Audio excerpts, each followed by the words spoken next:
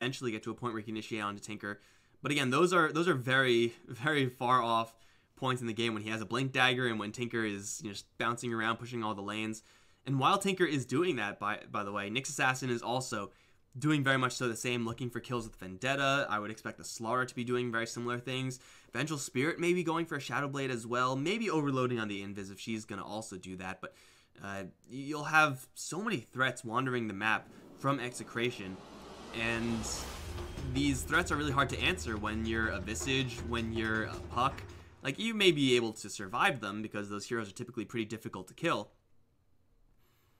But it's not going to be an easy game, I feel, for the Mineski side. The Visage Familiars are great and everything, but usually we don't see them right next to the Visage. Usually they're kind of on missions of their own. Still, we'll see if they're able to pull it out. Early game Undying with the Visage power in lane can certainly make a lot of action happen very early on. They'll smoke up, of course, and start moving out. It'll be Raging Potato on the Slardar. Got RR, the off-lane Nyx. Again, these are just assumptions. I'd expect them to go to those lanes. Lumic is on the Lich. Got James on the Tinker, and Gabby's following up as that core Venge on the other end. In the meantime, Mineski will give Mushi the Phantom Lancer. Jabs is on the Lion. Moon playing that Puck with a sick helmet. Ice is on the Visage. I thought they were running into each other. Ninja Boogie is going to be on the Undying. The Pirate Undying, apparently. That is a set that exists. And the lane's looking like it's going to be pretty standard here for Mineski. They will post themselves up very aggressively, looking for the hero rotating down to the bottom lane. Ice does have the Grave Chill, does see RR. His backup, though, is a little bit far. So RR takes a couple shots, but this regen on the Nyx Assassin is so huge. Decay does hit pretty hard. Impale will land onto the Visage. Grave Chill now up. And yeah, well, they'll still right-click him a little bit more, sending RR all the way back to the fountain. But he's probably able to return in a pretty good time. Jabs, in the meantime, in a lot of trouble, wandering into the wrong neighborhood. Magic Missile and a Crush. So much better than just a Grave Chill. Will get lasered down by James, and we'll grab the Bounty Rune for the team. It is still going to be a 2-2 Bounty Rune split at the end of the day. But Magic Missile Crush, like, that's the threat here.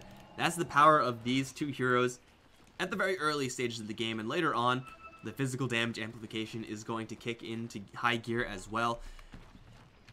Real difficult to deal with that as someone as clunky as a Lion. Even heroes like Phantom Lancer, like, you'll see it coming. Can you answer it? That's a different question entirely. It's going to be a full 3v3 lane on top. Going up against the Undying, this is going to be a little bit of a challenge here for Execration, I feel. I mean, they will be able to kind of bully Mushi back, but Ninja Boogie is going to be an absolute monster in this lane. The EXP swing from the Sacrifice is definitely going to hit hard up against these three heroes, and Lion really doesn't want to be in tri-lanes either, but they really have to just play around this Undying, try to kite him as much as they can, and try to just chain stun the soft heroes in the back. That's going to be up to Raging Potato more than likely. If he's able to crush the Lion and not die, well, he's dead. Too late for that. Then that's how they get victories. But if they're not able to do that, then this Undying is just going to run a train over them in the lane. Let's take a quick look at the other lanes, the more boring lanes. In the meantime, Moon versus James. This is certainly a lane where either of these two heroes can die. Missile is actually leveled up by the Tinker. I'm not entirely sure what the point is up against a Puck, but he's going to go for it anyway. I mean, laser's really hard to dodge, and it's well, damn near impossible to dodge, but missiles are like the easiest thing in the world to phase shift. So I'm not really sure if that's going to get much value here for James, but they do have to be very careful. In the bottom lane, in the meantime, Ice can poke at RR. More likely than not, no one is going to be dying on this bottom lane either. These two heroes are just way too tanky for each other. Gabby is in the trees. Tombstone is going to break away all those trees. They get the chainsaw onto the Lion, but the zombies are stacking up, and Gabby will fall. Raging Potato also, swarmed by zombies, is going to die as well. This seems like the riskiest possible lane setup for Execration. If they just give Vengeful Spirit a safe lane, like put this tri-lane up against Ice, try to dodge this Undying and have Lich Slaughter, Lich Nyx Assassin as a dual lane, that could be a much safer way of performing in this early phase. But because they're putting all of their eggs in that offensive tri-lane basket, they're feeding over quite a few kills. They're not limiting the CS of Mushi by that much. And they're activating the Undying.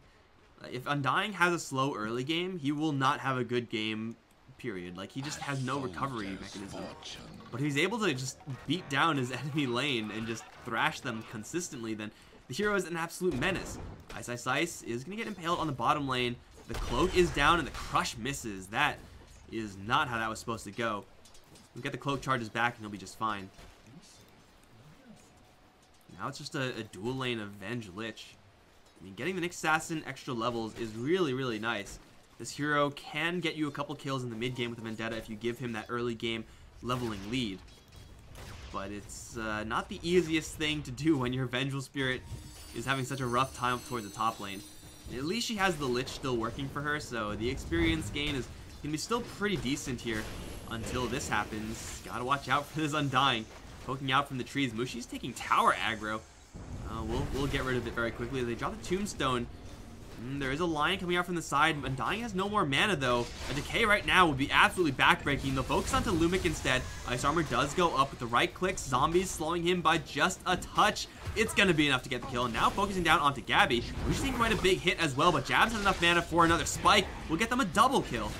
The Vengeful Spirit Ghost, though, actually ends up killing the lion in the end.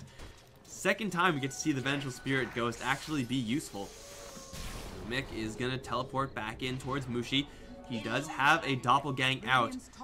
There's a magic missile that I think he's going to have to dodge. Mushi, can't dodge anymore. Is not going to try to play any games with his illusions either. Is just going to get right click down. Stick charges won't really do it here. And he will eventually take a spill. He picked up a Soul Ring.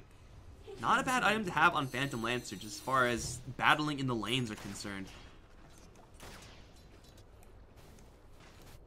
But it is going to be pretty costly for his health pool. I mean, it does give you a little bit of regen, but the Soul Ring, as far as a regeneration item, not really going to be a huge pickup nowadays for that purpose. Raging Potato, looking at Moon. Pump fakes the crush. Now the missiles, still going to be dodged. Really not a fan of this build from James. If you're going up against any hero but Puck, yeah, go for missiles, try to get those kills, but it's just damn near impossible to actually land heat-seeking missiles on Puck. It's like a cold-blooded hero or something. If you have heat-seeking versus a cold-blooded animal, does that still seek? I don't know, it might. Maybe a little bit. Doppelgang forward. Gabby is going to get the magic missile out, but now here comes a Tombstone. That's going to slow down the Vengeful Spirit enough for them to get the kill very easily. Can they kill off the Tombstone with the Lich? Well, they'll kill off the Tombstone with something eventually, perhaps, but the Tombstone's going to be deployed yet again. Quite a long cooldown on that one, but it's going to be good enough to get yet another kill. This Venge died twice so far, died 3 times actually. Takes a lance immediately on return. Mushi is going to be more than happy spamming that out because of that Soul Ring. Now the Decay, once again back up. Lumic will actually kill off that Tombstone. Not bad at all, but this top lane scenario is really, really rough. Bottom lane, though, going rather well for RR. Level 6 Nyx Assassin is pretty untouchable versus this Visage. Though Visage does have the birds now up, it's going to give him a lot of extra lane presence. It's still a Nyx Assassin with a good amount of CS under his belt. Is still doing just fine. And James, despite having gone for this nuking build that's so far been not really fruitful, still is working with a handful of kills and is looking for another one. With the Impaled land, they will double crush with the Familiars, stunning up 3 heroes twice. Ice Ice the Grave Chill is on the run, but I don't know how he actually escapes from this one because James still has a full mana pool. With the laser and the missiles, that should just straight get the kill, and it will. Another set of Familiar drops will stall them up a little bit, but definitely not enough. Rotation from the Tinker, keeping him relevant in this early game. Moon does have the double Null Talismans, can make those rotations as well. It is working with that coil level. Not really many opportunities to roam about, though. Not going to really be super rewarded by ganking that bottom lane. It's so hard to kill a Nyx with the Puck. And going up towards top lane is kind of pointless since top lane's already dying, so Puck kind of is just allowed to sit here and just chill and farm. Probably going to go for a Veil as his first item. With the amount of farm that Moon is getting, may consider going for a little bit of a more greedy build. Seen a couple of Midases mixed in with Puck's builds nowadays. It's definitely situational, and I'm not really sure if we're at that situation just yet. They'll find Lumic Coil is there, and Lumic is now caught. He's going to snap the coil, take a huge chunk of magic damage. Coil does a lot of damage when you break it nowadays. Like, 300 damage is, that's not that much, but it's a lot more than it used to be. Since there's no upfront damage. You don't want to snap that, man. It is a bad idea. The Vengeful Spirit is able to get out of there, rotating down now towards the bottom lane. Looking for a little bit of pressure towards Ice perhaps. RR is in Vendetta. Does have enough mana with the Arcane Boots to get a stun off afterwards, but Raging Potato a little bit slow on the incoming. Familiars drops. There's one. There's two. Damage not quite enough. They'll turn around with a crush onto the Visage, but the Gravekeeper's Cloak is holding strong right now. And now RR has to face up against this Familiar squad. He does have some backup coming in the form of James. The laser and the missiles that won't quite 100 to 0 the Visage. He'll resummon his Familiars, get 2 additional stuns on both these two heroes. The Impale goes way off to the side. That is nowhere close to landing. And that will mean that Raging Potato was able to escape a little bit longer, doing some right-click damage into jabs. Sword will keep the Lion alive for right now. The burst damage is quite high with the swap in from Gabby. They'll take down the Lion, but now it's the Tinker in trouble. With a double Familiar drops, they'll again drop James low, but unable to get the finishing blow on any of these heroes. No rotations from the Puck nor the Phantom Lancer, and they'll also capture to the Undying, bring him down in a hurry despite the decay, right? Despite the decay? No? Maybe they can't. They'll have to go in deep. They'll coil up Gabby. They'll crush the Undying finally, as Moon will orb up the Slardar with Familiars overhead. 1 stun, 2 stun, eventually, maybe, not even needed actually. Will kill off the Venge as well. Really slow on the reinforcements there from Mineski. Any one hero could have come in and made a huge world of difference in that fight, at least to kill off the Tinker. But not rotating enough heroes in is going to be their downfall. At least for that fight, they do end up getting a couple of kills on the backside of things, but it is going to be fairly costly. And Moon gets paid off by quite a bit at the end of the day, and Mushi is still farming up this top lane, Soul Ring into boots. I'd imagine boot upgrade, still going for Aquila perhaps. This seems like just a fine game to just still go for a Diffusal. On Phantom Lancer, mostly, it's like Diffusal is still an absolute monster of an item. Although it really sucks in this game that Diffusal got changed to not be a Purge anymore. You really do want to purge off ice armor on your target. That's really annoying. Ninja Boogie. Caught between a rock and a hard place, but the Vengeful Spirit's actually on the wrong side. She's to the south. Was able to just walk out of there.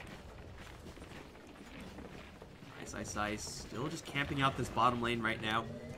Tinker has the travels working for him. The catch for Mineski, again, is few and far between. Puck spent a lot of his gold on something. We'll see it soon on the Courier. What's it going to be? It is going to be that Bale, in fact. Once he gets a Blink Dagger, answering the Tinker is going to be a lot easier. For right now, though, Mushi is going to get missiled to the face. Not dead just yet. Coil drops into RR. The nuke combo is going to 100 to 0 him. My god, that was a lot of damage. That's Veil for you. The Nyx Assassin is going to get punished, although the Raging Potato, Slardar, is still chasing after Mushi. Not able to catch up to him. Mushi is just going to chuck a lance into the neutrals for reasons. In the meantime, bottom lane, James got caught with the Tombstone destroying his tree cover. He got Familiars overhead that he has to deal with. 1 stun, 2 stun, he's dead. They will trade him for Ice. Familiars will return. Ninja Boogie, though, despite having a Tombstone up, despite having the Familiars in the area, just not enough damage to deal with these 2 additional heroes. Oh, Magic Missile onto the Familiar. A Crush will take out 1. He does have another summon in 100 seconds. That's a big gain there for the Execration side. Now over towards jabs. He's going to get impaled. Mana Burn is not leveled, but Chain Frost is leveled. That'll do it. Not really sure if that guy deserved that. Phantom Lancer going to rush in towards Gabby on the bottom lane. Put up his goon squad, right-clicking down the Vengeful Spirit, still has 10 stick charges here. Mushi throws another lance, not quite enough. These illusions don't actually do any damage. Common misconception, you think that illusions do damage. A Familiar will survive for a little while longer as Mushi. Now it's fight up against Raging Potato. Really, this Phantom Lancer only has lances in the form of damage. Doesn't have any stat items whatsoever, no Ring of Aquila. Going for Travels first, obviously doesn't give him any plus damage. No Yasha, no Diffusal Blade buildup, so his illusions, they are numerous, but they are also, like, irrelevant. They don't do anything except for kind of sow some chaos in the battlefield. Moon will run into Raging Potato, walk right by him, in fact. Raging Potato is just going to walk out of there. He had no idea he blew a smoke. He doesn't need to know.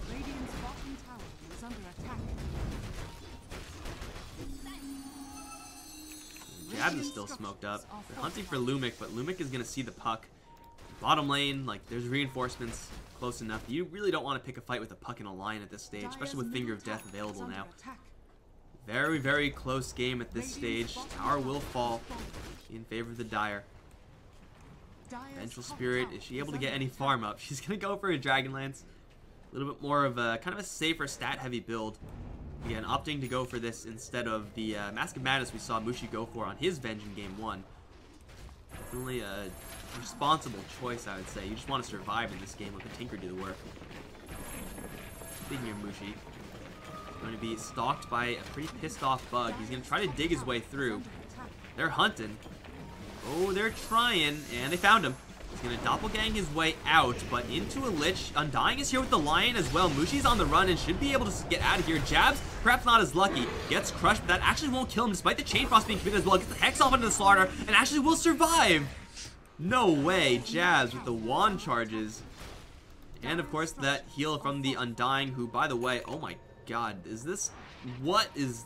Oh, god. Is that Tidehunter or Undying? People are dying over in the mid lane in the meantime. Moon's gonna get silenced onto the Tinker. With the right clicks from the Familiars, they'll be able to take down James. Mushi on the way out gets swapped back by Gabby. Right clicks, not enough though with the wave. They'll snipe the Phantom Lancer with the Venge. But now what is she supposed to do? She'll just die. The Ghost will do not enough damage to kill off the puck. Phase Shift, Orb out. Raging Potato though on the hunt. Has to hunt very, very far in to get that kill and is unable to do so.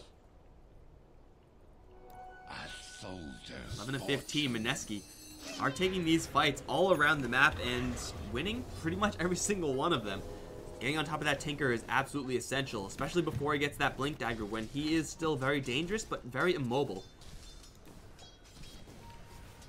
The puck is doing some pretty heavy lifting now with this Blink Dagger. His burst combo is intense. Speaking of burst combo, Lumic, don't snap that, man. Don't do it. He will go down very easily. Double Familiar drops. Onto the Vengeful Spirit, they will impale the puck. If they have any chain stun here, they'll have the nukes. The puck has some cover here. With the blink out, he will be able to survive. Missiles will still chase him down, but will not actually connect. Now the impale onto the Vengeful Spirit. Familiar drop 1, Familiar drop 2. There's absolutely no follow-up to this, so that's really awkward. Puck not healthy enough to really feel comfortable jumping in. They really need an Undying here. Undying is coming from the north, Phantom Lancer from the south.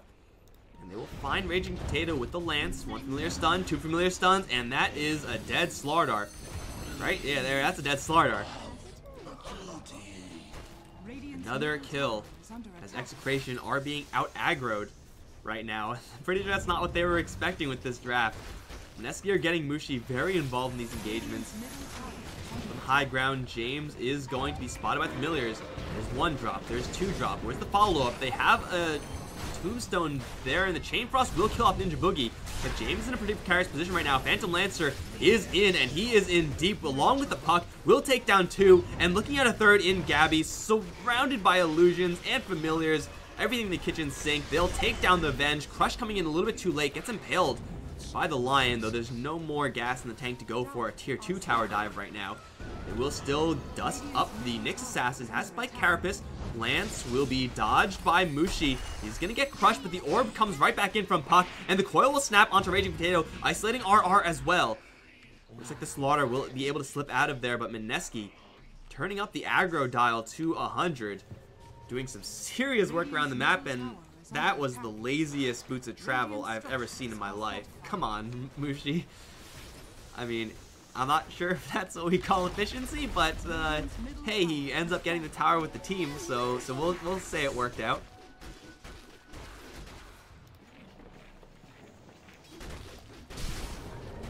Mushi does have his Diffusal Blade in the works, very close to having that completed. His Puck as well, gonna go for that Yule Scepter. Always a handy item for Puck. If you're able to dispel things, silences, corrosive hazes, it gets a little bit better. Of course, it's mostly for the just self-survivability with the maxed out phase shift at this point. Killing off Puck is already a hassle and a half. It's going to be even more difficult moving forward.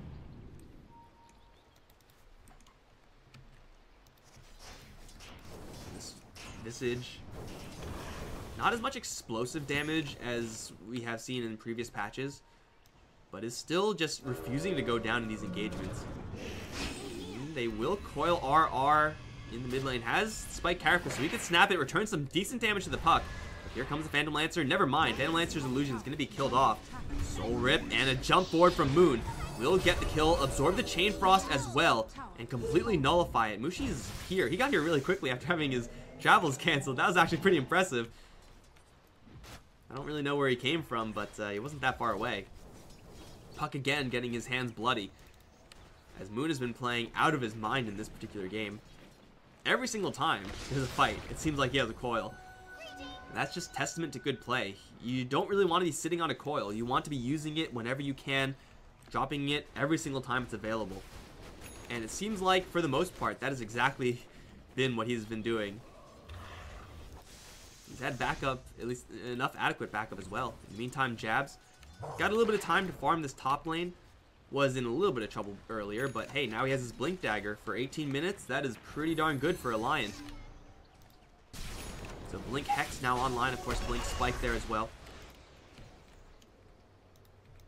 RR on the hunt, but for a hasted Puck, who's gonna jump in and try to cheese out Raging Potato. He gets him! And Lich can do nothing but stand there stupefied. He's like, oh my god, I had a friend there, didn't I? Moon is on fire right now. Mushi might be in a little bit of trouble, as RR is going to stumble upon a Phantom Lancer. He will Vendetta the right one, Impale the right one, as well as Mana Drain the right one, but that's about all he has.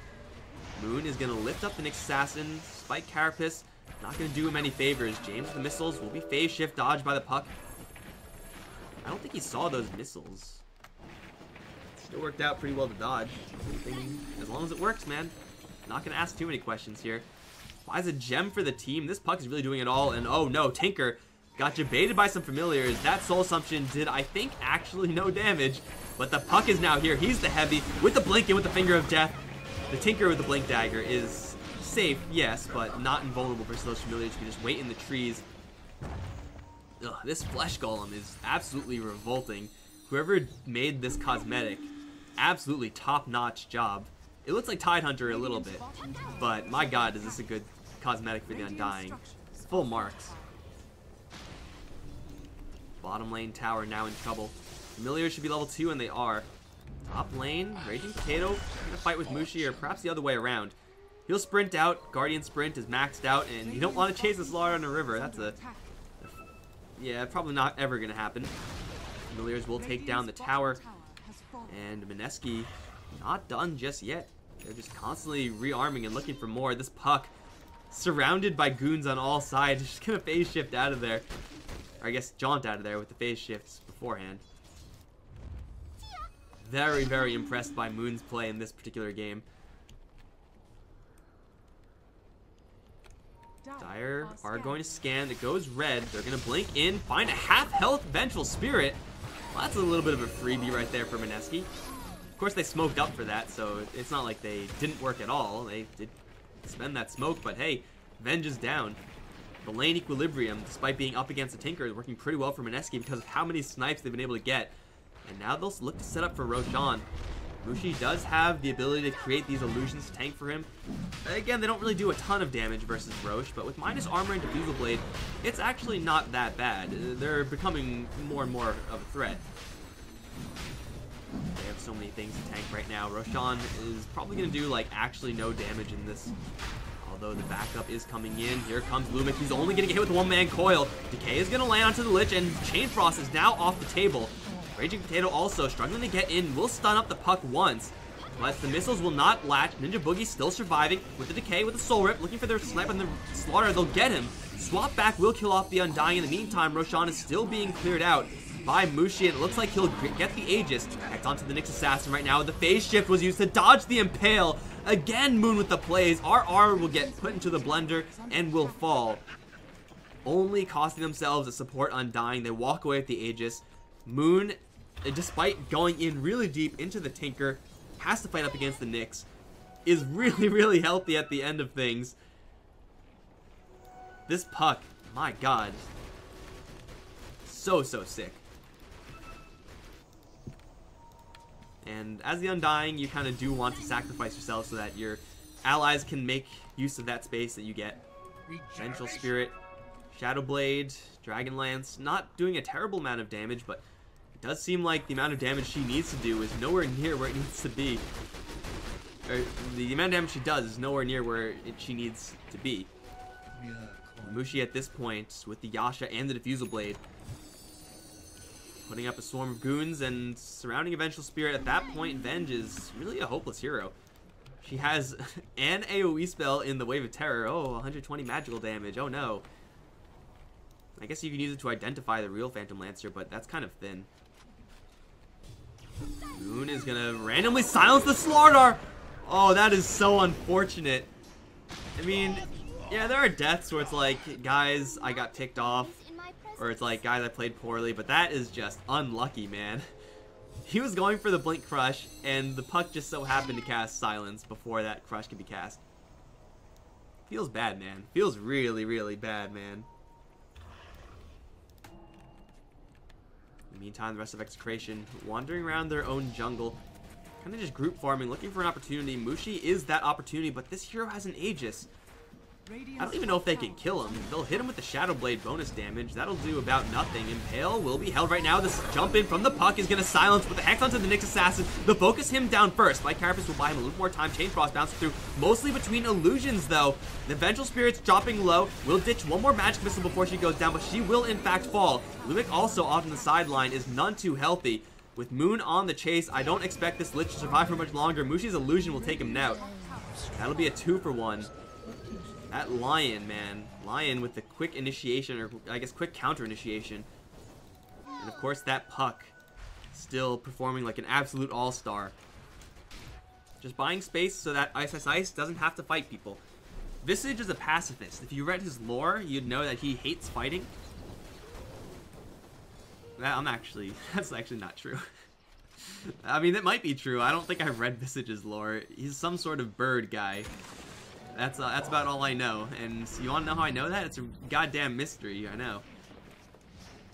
But he has been able to avoid a lot of these engagements, just split pushing, being very annoying. You know, usual ice stuff. Familiars, pretty consistent with their damage output now, are level 3. 60 damage a pop with a lot of attack speed.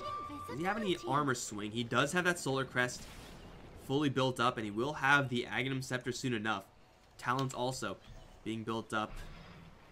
Just trying to gun for that level 25 and get that extra familiar. At least I imagine that's what he's going to be going for. Both of these level 25 talents are pretty insane. Like, one is obviously more offensive than the other. Jump in, Crush. Gonna find the Undying. Ninja Boogie will eventually be brought down. It's not really a huge pick off there for Execration, but at this point, beggars can't be choosers. Raging Potato is gonna crush, and oh, Karma for the Puck. Randomly blinks into a Crush. Unfortunately, there's no kill there, so I mean, it's not full Karma, I guess.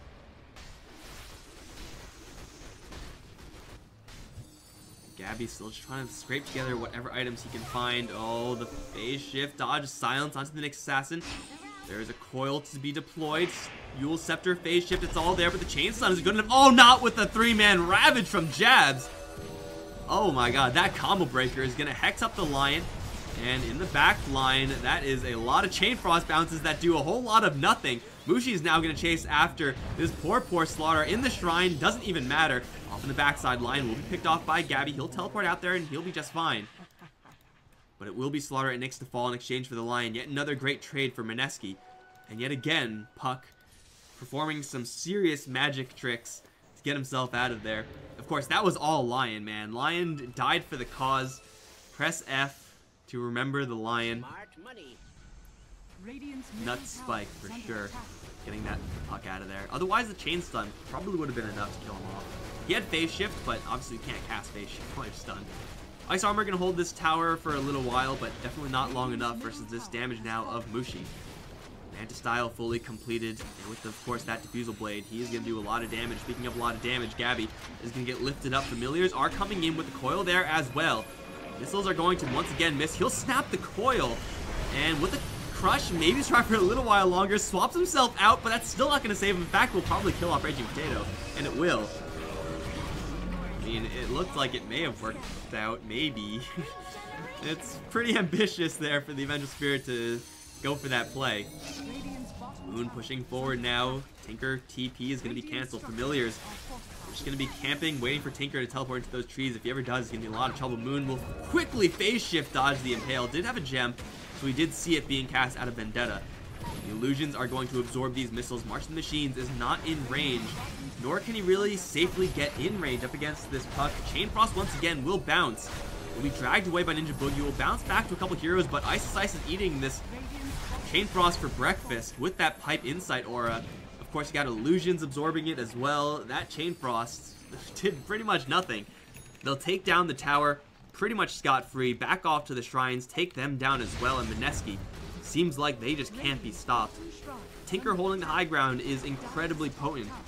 No one else on the team, though, really is able to perform up to par needed to hold high ground up against this onslaught of Mineski. Radiant's bottom shrine has fallen. Faster I fly. Aghanim Scepter still being built up by this Visage. Moon pushing the level 25 mark very quickly, has a Lincoln Sphere. He is going to get crushed and impaled. Is there any save here? Looks like an impale. Oh, not quite going to do it. Moon will lose his godlike spree. It was bound to happen sooner or later. Jabs gets swapped back, and he is in a lot of trouble as well. He'll die to the something. Crush right click from Gabby. 70 seconds on the sideline for the Puck. Unfortunately, getting initiated upon with a crush means that you don't have that Lincoln Sphere to protect yourself from the first stun so that you can phase shift or Yule yourself. So, pretty much ideal scenario there for Execration.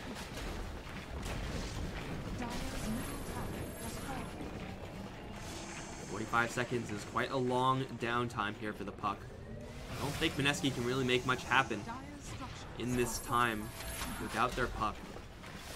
Mushi is pushing the top lane. He is going to be very close to that heart. Is going to travel to the familiars in the back. Going for the ambush play. They're going to jump in, though, and annihilate the Undying. Mushi will throw in a couple lances, get on top of James. Chain Frost is going to be deployed to clean out these illusions. That's pretty much it. Pops up Manta style and is just hiding from Raging Potato, who just walked around him. He just didn't react at all. Mushi is going to get crushed, though, with the Magic Missile Chain Stun. Mushi is going to fall by himself in the middle of nowhere. Swap back down to Ice. We'll get the kill onto Lumic with familiar stuns. That'll cover his retreat somewhat. Gabby pushing forward. Not quite enough, though. He has to teleport out with the rest of his BKB. Very curious plays there from Mushi. If you have a heart or like a BKB, you can probably get away with that. But once you get stunned once against this team of Execration, you know you're going to get stunned like 2 or 3 times. A soldier's fortune.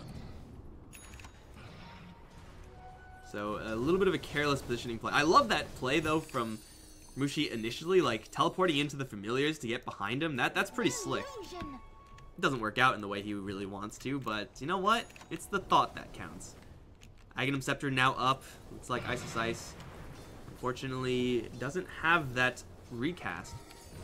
You know, I think when you pick up an Aghanim Scepter with Visage, you should just get another familiar. You shouldn't have to cast it again. I wonder if the talent gives him another familiar, if he has to cast it for a 4th familiar.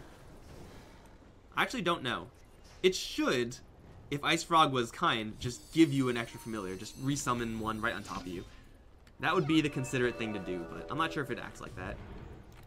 Moon pushing forward. Has level 3 coil. No Ags just yet. There is 1 BKB. I think that's it. Another BKB en route for the Slardar. Doesn't really need that Ags coil effect just yet. Gonna go for travels first. Obviously, we just saw what Phantom Lancer can do with those travels. Getting Puck up and about mobility-wise is certainly very nice as well.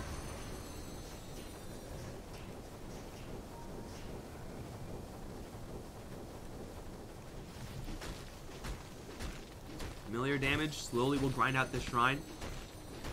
Mushi just needs a little bit extra cash. Hey, there it is. To get that heart. 3,200 HP. A couple of extra illusions capable now from Mushi. And these are going to be really, really bulky illusions. With the mana burn there as well, these things are really difficult to deal with.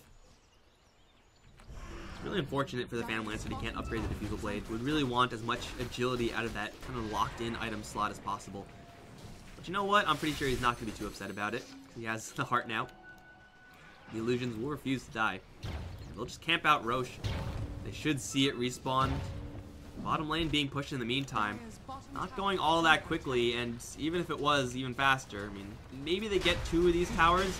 There's no way they're going to be able to contest Roshan, though. Mineski are more than happy giving away their bottom lane in order to gain an Aegis and a cheese. And Mushi, with the heart, takes actually no damage. Roshan is like chain stunned forever thanks to 3 familiars. Mushi, you could probably consider killing it off. There you go. Here comes the rotation down to the bottom lane. Yule Scepter onto the Slaughter, Orb through with the spike, and Figure of Death. That's a dead Slaughter. Gem on the deck. Gabby's gonna hunt forward for Gaz. Magic Missile is there with the right clicks and a BKB covering him. He'll try to teleport out of there. The damage shouldn't be enough, and he will escape. Bottom lane tier 2 was cleaned out. 2 for nil tower trade, or 2 for Roche tower trade, let's say. 1 for 1 kill trade afterwards. BKB on the Vengeful Spirit. So far, it seems like it's been used almost exclusively defensively to get herself out of sticky situations.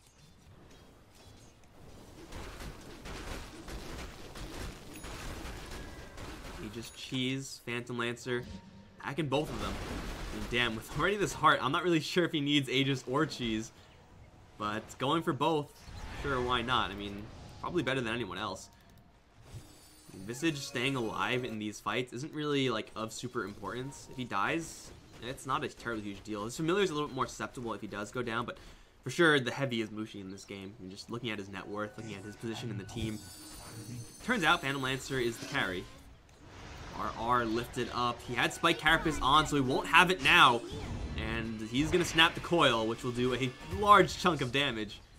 Mushi will come in and clean up the next assassin. A minute down. Does have buyback. But up against this Aegis Cheese push, I think it's probably possible for Mineski to push on 2 fronts here. Up against Tinker, it's really hard to get up onto that high ground. Tinker is, well, not pushing bottom lane, is starting to set up those marches. There is 1 pipe here on the Visage, but going in for multiple lanes, that's how you answer the Tinker. The Blaze are going to refract in. They will throw out the Chain Frost. Ninja Boogie, unfortunately, is going to eat 2 blasts of that. Already dropped to a pretty low amount of HP. They eat the entirety of the Frost. And the Tinker just getting a little bit extra mana. They will snipe out the Undying. No, the Pipe Barrier comes up, saving him. And now Gabby BKB is up, but again, he just has to run with it. Can't turn around and engage. It's just not possible. They do, in the end, snipe Ninja Boogie with, I guess, missiles. But that's the Undying only. The range racks will fall. Not a huge loss here for Mineski. They will decide to retreat. Defend their bottom lane from this push of creep waves.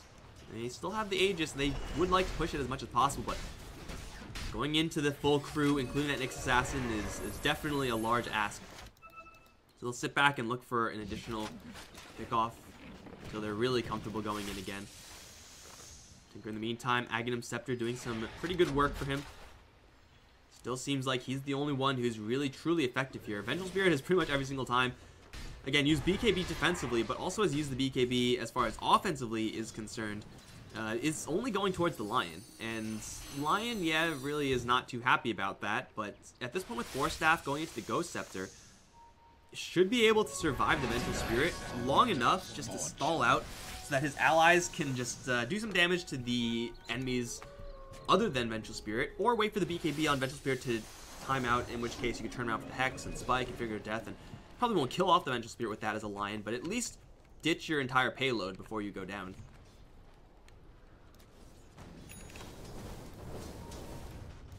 What level is Visage? Level 23. Do you have any 25 talents just yet? Almost on the Puck. I think it's probably going to be Puck first.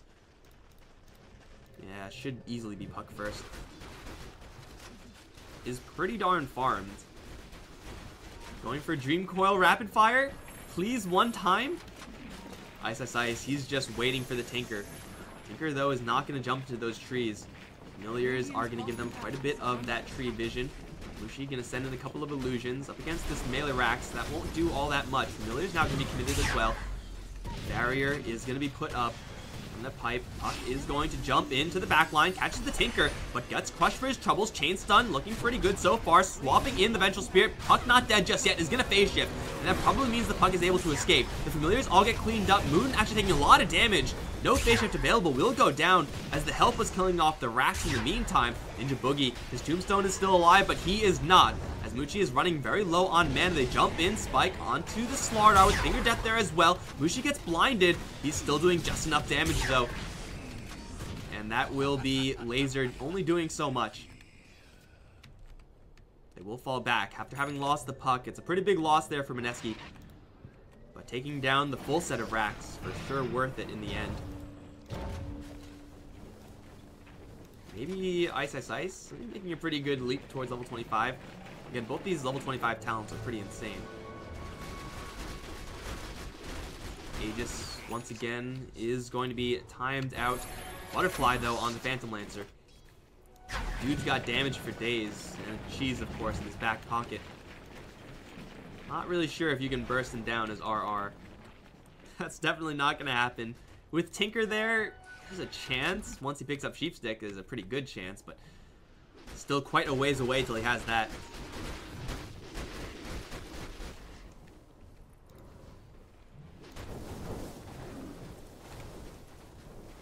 Ags up on Visage into an AC coming up next. Has had Hand of Midas for the entire game, it seems. So it's a lot of extra value. I mean, 5k extra cash on Ice Ice Ice is not a bad amount of gold. True Sight check. There's been a couple of gems passed back and forth. Looks like the puck's still holding on to his. So you gotta make sure you have eyes up for that Nyx Assassin. On the other end, Slaughter working with that gem as well. RR. Ooh, gotta be careful though. Wanders under a sentry. Moon not able to come in quite fast enough to get that coil off. I really want to see if he gets the familiar and if it forces him to recast it, because I'm pretty sure it forces him to recast it, which is, it seems like a dick move from Ice Frog. Nyx Assassin does have the Lurker mode up. Aghanim Scepter, a big pickup when you're in this full high ground defense mode. We saw in the first game, Mineski had a lot of trouble breaking up the high ground. After having taken down one set of racks, they took a very long time to take down the rest of them. Very different style of defense, though, this game for Execration. Whereas last time they were able to just burst down Mushi every single time. Since Mushi is a Phantom Lancer... okay, wait, well, hold up. Slaughter, you don't want to be there. Wow, he just got catapulted up that high ground. Mushi is going to jump down, and they're going to Finger of Death the Slaughter. Once again, another gem will be given over towards Mineski from that Slaughter. Looks like Undying going to grab hold of that one. But this game, Phantom Lancer is not really burstable compared to a Vengeful Spirit because he has a heart. He'll be able to slowly chip out, just sending wave after wave of goons into the tower. It's going to be really, really slow. Like, that's not a fast way of pushing, but it is much safer than in game 1. Laser blind, he'll manage to dodge it off. He is going to get chains done a couple times. Gabby BKB is up. Mushi, though, going to chow down on the cheese in the back end. Puck is hunting for the Tinker. Can't quite catch up to him there. Moon will phase shift. Has Yules into another phase shift. You know, pretty balanced puck stuff. Oh, God, I missed it. Looks like he was forced to resummon with the additional familiar. Double Tombstone is there. Ninja Boogie is going to sacrifice himself with the Tombstone on death. They impale the Nyx Assassin. Zombies are starting to stack up on RR. He's slowed to a crawl. No damage going in towards him until the Finger of Death comes in. That's enough damage for sure. The illusions are all up. Nyx Assassin Ghost can chase the Mushi will do very little. As over in the mid lane, Ice Ice Ice with the familiar Goon Squad is going to go in for the second set of racks at the exact same time. Coil now onto the Tinker. They do phase shift dodge the Crush and blink out of there with Moon, just trying to buy some space for his allies. Look at all the familiar stuns, and now Mushi's going to return. Swap out from Gabby is going to put him into a weird spot. Raging Potato also, none too healthy, is going to get a nice little Crush off. Trying to focus down onto the puck, but the phase shift is there. Laser's constantly bouncing through, and Mushi will struggle up against that mischance, but already the damage has been done on 2 sets of racks. Laser bouncing through once again will destroy these familiars, but Ice Ice Ice is undeterred with the Assault Cuirass bonus damage, with Mushi returning to the fight thanks to that heart regen. They'll take down what looks like to be the full set of Megas. Gabby is hunting once again for the Lion. Poor guy, but he's actually going to go down to the heat-seeking missiles. Despite that, Ghost Scepter, they'll snipe the puck as well. James Laser should be overheating by now, but it doesn't work like that. But it's going to be up against full Megas. And Mineski are going to have the overwhelming advantage, 18k. Roshan is going to be respawning in just 20 seconds. Mushi has to back off to a shrine or something like that, get some extra mana for himself. but has a little bit of extra crit going on for himself with the talent. Puck did go for the 420 gold per minute because, again, Rapid Fire Dream Coil is kind of terrible. Feels bad, man. Never Rapid Fire Dream Coil. It's definitely the cooler talent. Regeneration. And we have Lion picking up a Kaya. You can see he's swapping the Kaya out of his backpack. He's like, how much mana am I actually saving with this? 9 mana drain. Oh, baby. It's more so about that spell amp than the mana reduction. I mean, Finger of Death is really expensive. But as Lion, like, if you just ditch all your spells, you're kind of okay dying at that point. You don't really need to stick around and just have a lot of mana to constantly cycle your spells. It's just not realistic. Level 25 on the Visage. Obviously, did pick up the one familiar. Tombstone on Death. I'm not really sure if it did it much there. Tinker's not level 25. The Vengeful Spirit picks up the Magic Missile damage, as there is no magic immunity on Mineski. And that'll be really good at hunting down jabs. That's really good. Poor Lion. He'll just get nuked to hell by that. But in the meantime, we have ourselves a third Roche, I believe. Refresher Shard on the floor. Who wants it? Oh, there's going to be 3 Tombstones. Yes.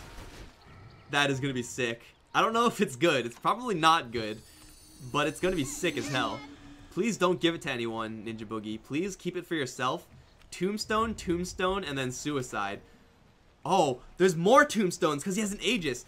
When he dies with Aegis, he'll get another Tombstone. So if he dies, Tombstone, Tombstone. There'll be so many Tombstones. Zombie Apocalypse, Ninja Boogie is just going in. All the familiars, though, do get blown up. Ninja Boogie will drop down one. They'll coil a couple into the background. Crush is going to give Lumic a little bit of space. With Glimmer Cape, he'll snap the coil and die. The snap coil goes onto the Vengeful Spirit as well. The Tombstones are coming everywhere, and they'll take down the Vengeful Spirit, diving the fountain. Mushi's had enough of this game. No more funny business. Only 2 Tombstones. I am so disappointed that the Undying didn't suicide a little bit faster. But Mineski are going to push themselves in towards the grand finals, which will be happening tomorrow. Whew.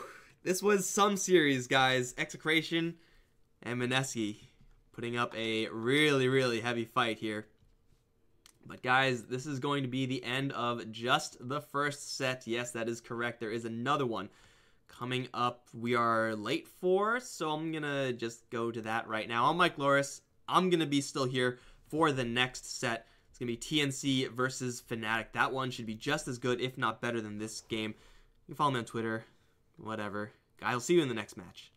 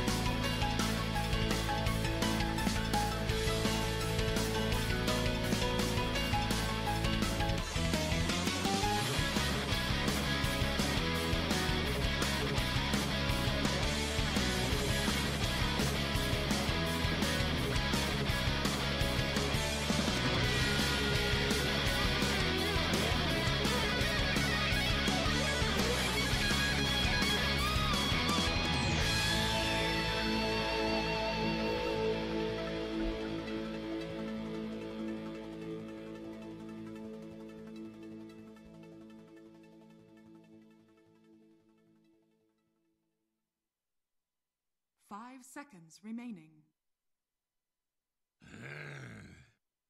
TNC's turn to bat.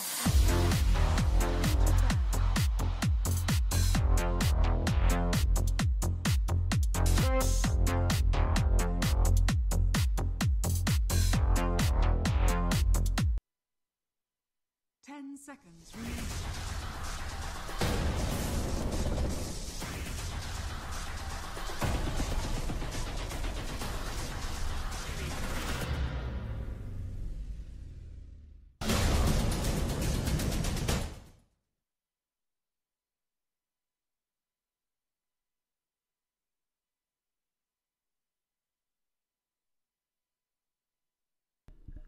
What's up, guys? Welcome back to the C qualifiers for the Summit 8. Got TNC Pro Team going up against the new and maybe improved Fnatic?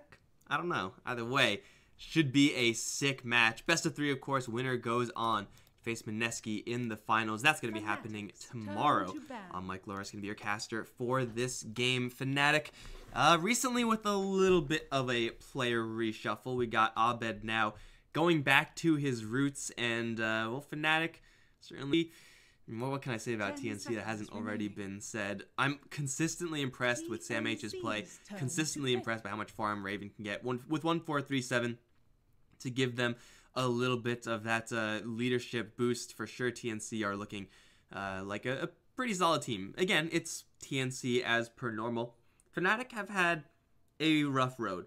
I don't know if they've had many results here with the Abed mid lane, since it's still pretty new, maybe like 1 or 2 games. I don't know. I didn't actually do that research, but still, he's an absolute all-star. Like, if you've seen any of his games ever, you know that he is the type of player that will just take the game and almost by himself just win it.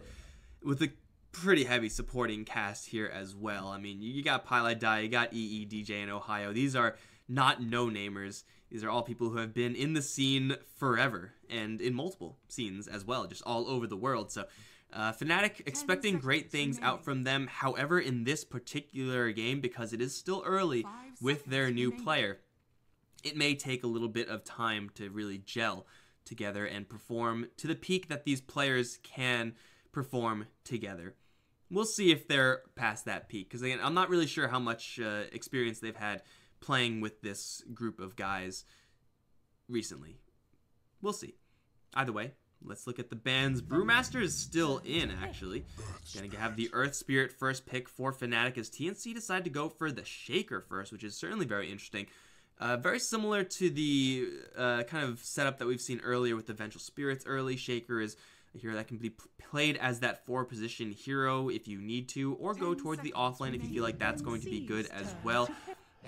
Does feel like, though, in general, at least in my opinion, that Shaker is going to be a little bit weaker than a Brewmaster. I feel like that hero Brew is just absolutely broken in this patch right now. He does pretty much everything. He can kill towers, he can lane, he can anti-carry. It's really sick. But again, you get that flexibility, and hey, maybe Brewmaster now? No, that's not a Brewmaster. That's like the exact opposite of a Brewmaster. Silencer is soft. He can only do one thing, and that's silence. I guess he can kind of support or carry, so again, a lot of flexibility here for TNC, but it's not really the most flexible. As Fnatic, with their openers, going to be an Earth Spirit, picking up probably one of the best 4-position heroes in the game, if you have someone who can play it, and Fnatic definitely do have that. As well with the Bane, we'll get their first 2 supports right off the bat. Bane, how good is he here? I mean, I am a fan of the Bane, maybe not like as big a fan as some other people who are like, oh my god, Bane in the offlane is so ridiculous. Carry Bane, whatever. And it's a solid support hero as well. Again, flexibility, it's all there. I guess you can run a core Bane. We've seen, I think I've seen Universe run a core Bane. I'm pretty sure that happened once. So it's definitely a possibility, though an unlikely one to be sure. Is going to have a rough time being played as a support up against Silencer and Earthshaker as far as his grip is concerned. Every single time you grip, you are going to get it canceled. It's pretty much a promise, and because of this flexibility from the Shaker and Silencer, there's a still non-zero chance that TNC pick up someone like a Rubik, in which case you'll have a free grip steal as well as that telekinesis to cancel depending on what you need. So the Bane is maybe going to have a little bit of a tough time here. That being said, the real strength of the Bane comes from his laning phase. Comes from the fact that he is so bulky, has... I don't think he has like the most base stats starting out, but his starting base stats are really, really high across the board. Let's actually look it up real fast. 23 on all starting base stats with 2.4 level. It is an absolutely disgusting amount of stats you get from Bane right off the bat, and being able to poke at enemies with that threat of Nightmare set up with the Brain Sap as a finishing blow, that's really where the Bane is going to be the most useful. After that, he kind of falls off. You don't get farm as the Bane. That's just not how the hero works. TNC, Silencer, and Shaker. Wouldn't put it past them to give this Silencer a little bit more of a farming role. Again, it's going to be a little bit difficult to make sure that that's a safe thing to do up against an Earth Spirit, a hero that will have really high game up against that Silencer. Like, roll in towards a Queen of Pain, and you may be able to get the kill off if you chain stun her properly, but roll in towards a Silencer, you don't even have to work for it, man. You kind of just get the kill. The Weaver and Clockwork will be kicked out. Fnatic will take out the Lone Druid and the Bat Rider.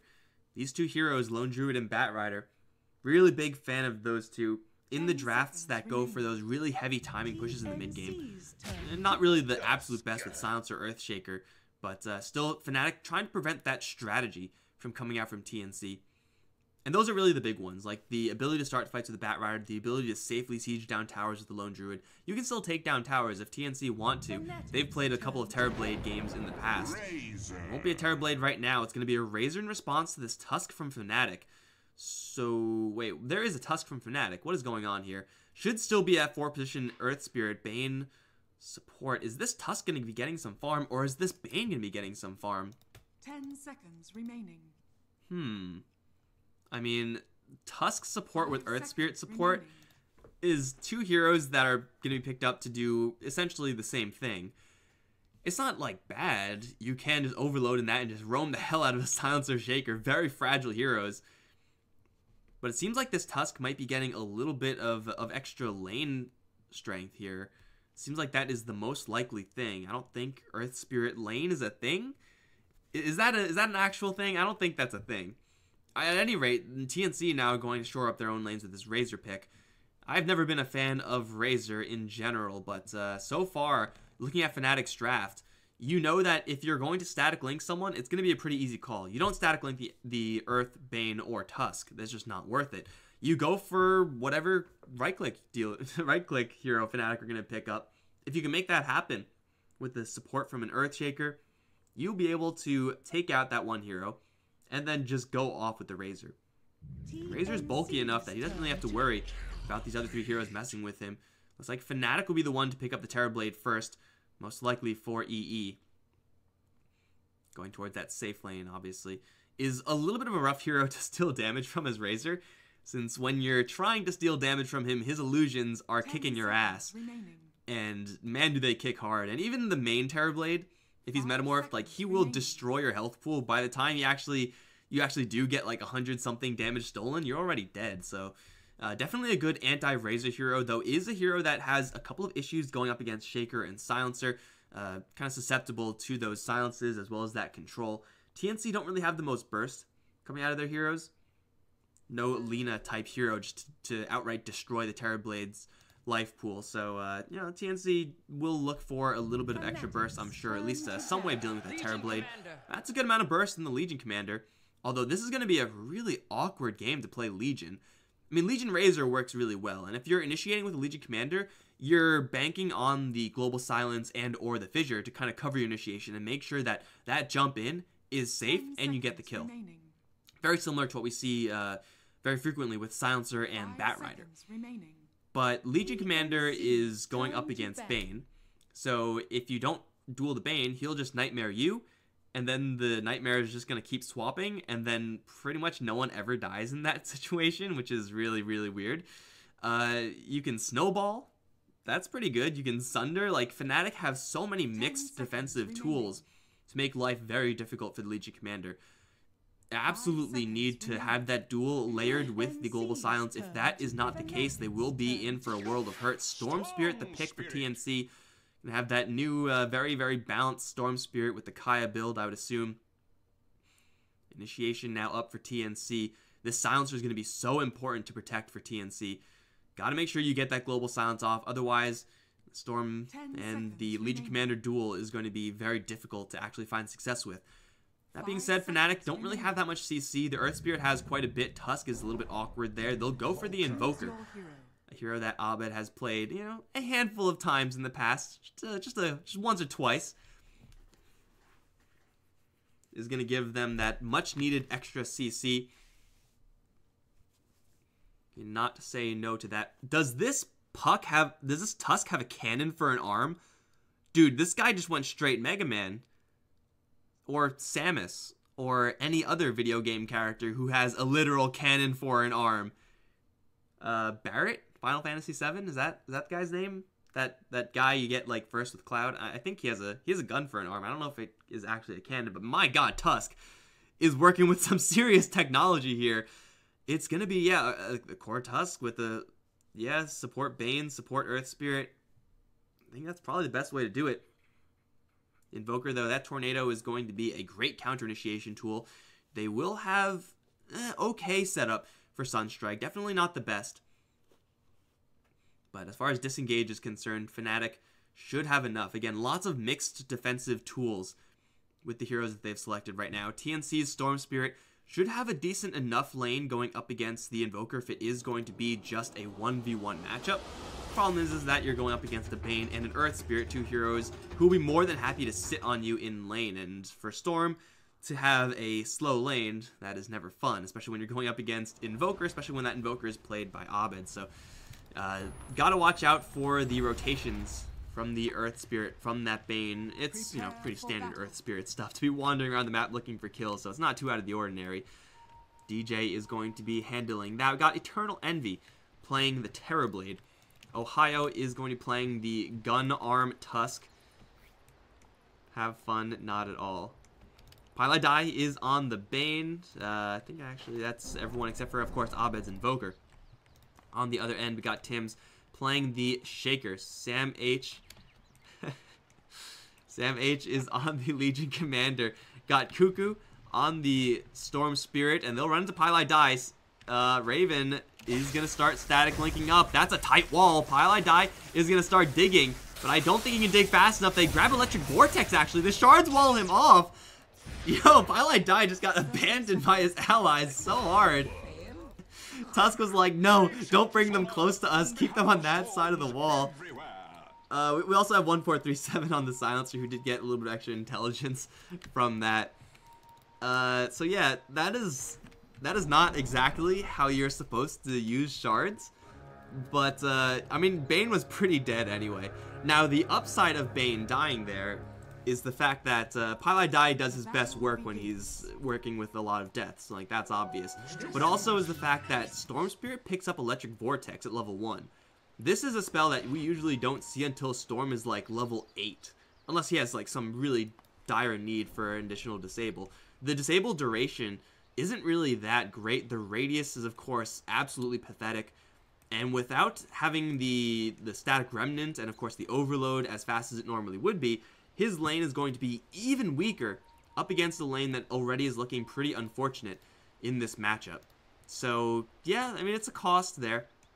Pylai is going to be that first blood. Who actually got that kill? It was actually the Storm. It was actually the Storm Spirit. So, maybe that kill is going to give him enough gold to kind of balance out the fact that he has a pretty useless skill at level 1, but it is still going to be a little bit of a rough situation here for Cuckoo in the very early stages. Of course, that is assuming DJ is going to do what I expect him to do, which is just sit on this mid lane as much as possible. 1437 can hang around here, give Cuckoo a little bit of cover. We have Tim's also wrapping around as the Shaker. But killing off Abed, I'm not sure if that's a real possibility right now. Take a look at that mid lane in a bit. Over towards top lane, Sam H is going to be metamorphed upon by Eternal Envy. Takes quite a nice chunk of damage. Pylai Divage for the Brain Sap. He's a harasser. That's pretty much all he is. When you have the Metamorphosis on Eternal Envy, you can look for those kills, but those are going to be pretty difficult to get up against someone who's so physically durable. It's just really hard to get to those kills. Oh, they do lash the shards onto Raven, this time on the bottom lane. Static Link won't do jack there, and Ohio is going to use the shards properly this time. and Razor is going to take a spill. Usually you can afford to leave Razor alone on a lane. He will just be able to happily lane pretty much versus anyone and will at worst draw even, though is going to be jumped in on one more time. Those shards are not the shards they were looking for. Ohio's still going to punch him a couple times, but that's a little bit off the mark there. So that's kind of what TNC were banking on. That's why we see a couple of heroes, 3 heroes in fact, chilling in towards this mid lane, trying to limit Abed's CS. He only has 2 right now, which is way below par for an Invoker. Of course, as he levels up, extort points will give him more base damage with that, with those orbs coming up. But Raven may just need a little bit of extra help here. He is going to start draining out Ohio's damage output. They also took tower aggro. They roll out a little bit, but still are in range to give Raven a lot of extra damage. DJ is going to roll out again. Lots of rolling in this game. And now Abed, Electric Vortex. There we go. It's used. That range is so much higher than this circle. And they'll take down Abed in the mid lane. Nice tight Fisher wall off from Tim's. Going to be a 2-1 lead now for Fnatic. For TNC, rather, against Fnatic. Let me just say the complete opposite team name real quick. That's not going to be confusing at all. DJ is messing around with this bottom lane, but Cuckoo right now, level 3, isn't quite where he wants to be. Again, that point of Electric Vortex is still going to, I guess, help him get that kill, but it's not going to be ideal for him. Still, he's going to be pushing level 4. Mighty Quick is a level above Abed currently, and with Tim's in the area with an Invis Rune, might be able to push this lead a little bit more. No Earth Spirit in the area. He's got to go all the way back to the fountain and restore himself. Invis Rune is not looking like it's going to do much. Eternal Envy's just farming up the top lane. Probably Die is going to jack the range creep. Support tax. And now DJ is going to come on in. Cold Snap going to keep him in range. They do have a kickback as well. Cuckoo wishes he was level 6, so the Fissure's going to come in. TP coming in from 147 as well. They pull back DJ just for a split second. With the right clicks, it'll be enough to get the kill, including the int swing here for 14337. That looked like it was going to be pretty darn good, but I said Electric Vortex was kind of a liability here. It's looking like just an asset. Again, it's not really the most impressive skill in the world, but man, the situations he's been put in so far has been really conducive just having a little bit of extra disable. So Fnatic will give another free kill over towards this mid lane of TNC, and Abed still not really feeling comfortable enough to approach the creep wave. Luckily, this time is going to be on the right side of the fissure, so he'll be just fine. What's going on with Ohio down in bot lane town? He's just farming it up, I say, as he's missing CS. Missed ACS, just one. He got the rest of them, guys, don't worry. Now, Tusk is not normally seen, period.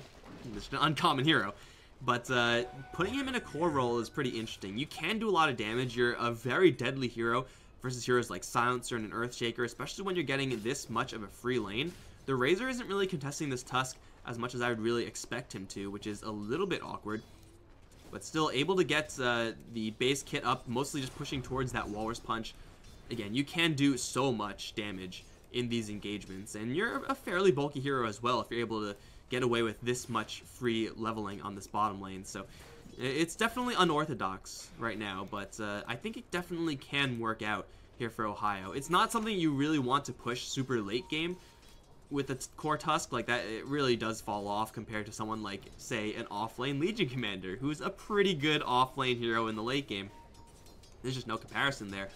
Tusk will eventually, unless he gets just absolutely nuts out of control from killing everyone, he'll eventually fall back into a little bit more of a supporty Tusk role. And that's pretty much inevitable, I think, unless you go for maybe Hand of Midas. You can kind of smooth over that power curve and stay relevant in the late game, but that doesn't seem like it's really easy to do. Sam H does not have any points in press. DJ is going to come in, stun Sam H, but Eternal Envy does not have that Metamorphosis, so they'll have to let that Legion Commander walk. Again, she is bulky. While I die showing up in the mid lane. Got to give Abed a little bit of time to try to recover from this awkward laning stage. Able to get some CS now. Only level 4 though. His Hand of Midas has seen better days. It'll certainly be a lot worse. He got zoned out. Only died once though, so definitely not the end of the world. 1437 gonna take the reins over in this lane as we have Cuckoo rotating out the level 5 Storm. Will collect a bounty. Won't quite put him at level 6. I mean, wandering all the way out there for a bounty room, not really sure if that's worth it. I mean, he gets a couple of bottle charges, I guess, but is going to give a lot of levels to the silencer, which is, although nice, would still rather have them for himself. A little bit of a slow game here from Fnatic. We haven't really seen the lane oppression that the Bane usually provides, nor have we seen a lot of action successfully from DJ. I mean, he's tried in the mid lane, tried on top lane, but with an underleveled Invoker, like, what can you actually do when you roll in? Cold Snap, Forge Spirit, Sunstrike. I mean, that's a really sick combo, but not when there's an Earthshaker and a Silencer constantly hanging around mid. It gets really difficult to actually get kills when you're constantly rolling into situations where you have a numbers disadvantage.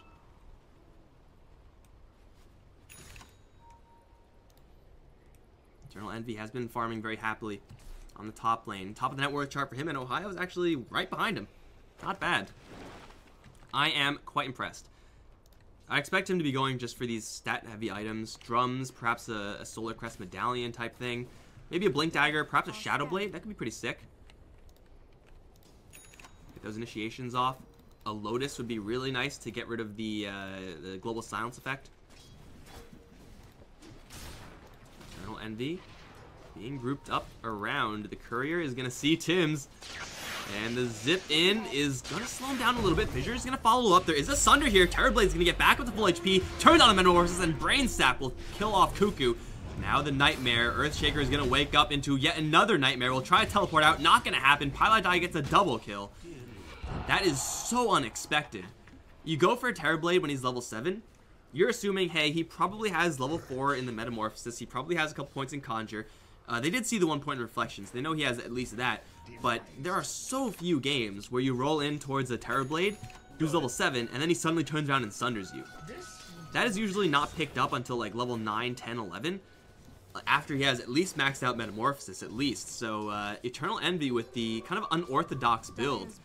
I don't know if he had that with a saved skill point or if he just leveled up before, but at any rate, it's still going to be a huge boon for EE as he dodges the gank, turns around for 2 kills for the team. And the reason you don't get it is because, well, usually you have more priorities offensively, usually you're protected, and it costs a hell of a lot of mana. Obviously doesn't have Sunder for this one, so he's in a little bit of trouble this time. Eternal Envy would have been able to get a Sunder off this time. Snowball is going to give him a little bit of a cover. Sunstrike there onto Cuckoo, will kill him off. Eternal Envy still survives. No more damage here as Pylai going to start right-clicking in to the Bane. Will do absolutely no damage, but still, they'll have Ohio in the area. Shards will just straight kill off Sam H, and Eternal Envy lives, albeit just barely. This Terrorblade has so much armor. If you don't burst him down with magic, it's really hard to get the kill afterwards. And of course, Ohio coming in like a goddamn superhero.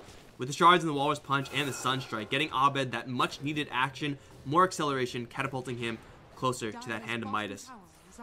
Cuckoo tries twice, uses a lot of mana, uses a lot of time to get absolutely nothing done. And after all said and done, it's a level 8 Invoker looking down the barrel of a Hand of Midas versus a level 6 Storm Spirit who is just building towards Kaya. I mean, it's a pretty easy item to build up. The parts are very, very affordable, very easy to get the gold. 1,000 really is not that bad. But still, he's behind in a lane where he was absolutely babysat. Sam H is going to get Brain Sapped. Snowball not available. Fissure will slow them both down. Tim's off to the side, though, is going to get snowballed. Here it comes. Will hit, and with the right clicks from Bane, get the kill. Killing spree for Pylai die. Meantime, mid lane, Abed going to be jumped on. Immediately goes into the Ghost Walk. Cuckoo does not have the detection. The detection goes out, but it's out of range from 1437. And Fnatic are stepping things up.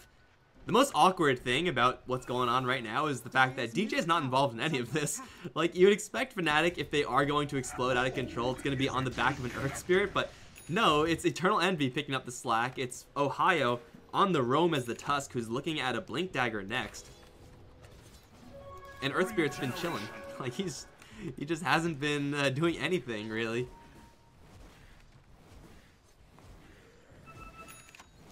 Well, the Tusk is going to certainly pick up the slack. Soul Ring for the mana. The Blink Dagger with the drums.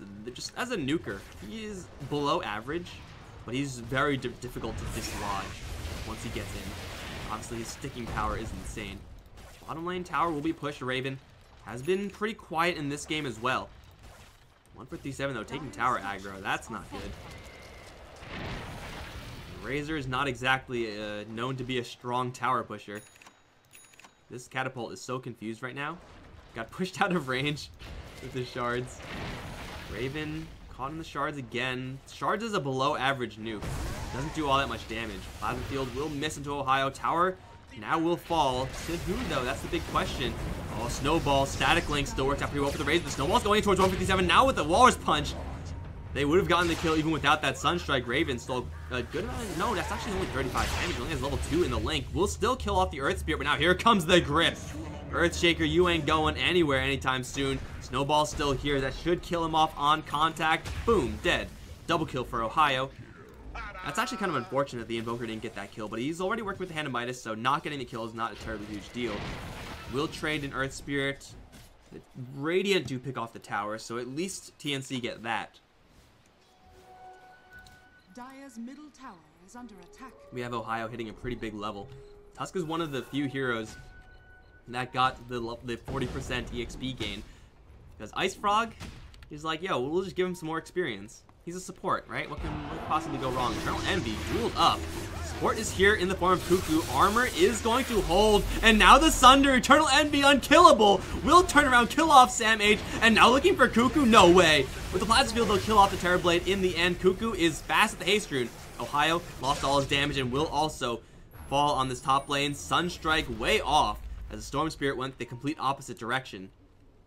But man, that Terrorblade dodges the duel, kills off the Legion Commander.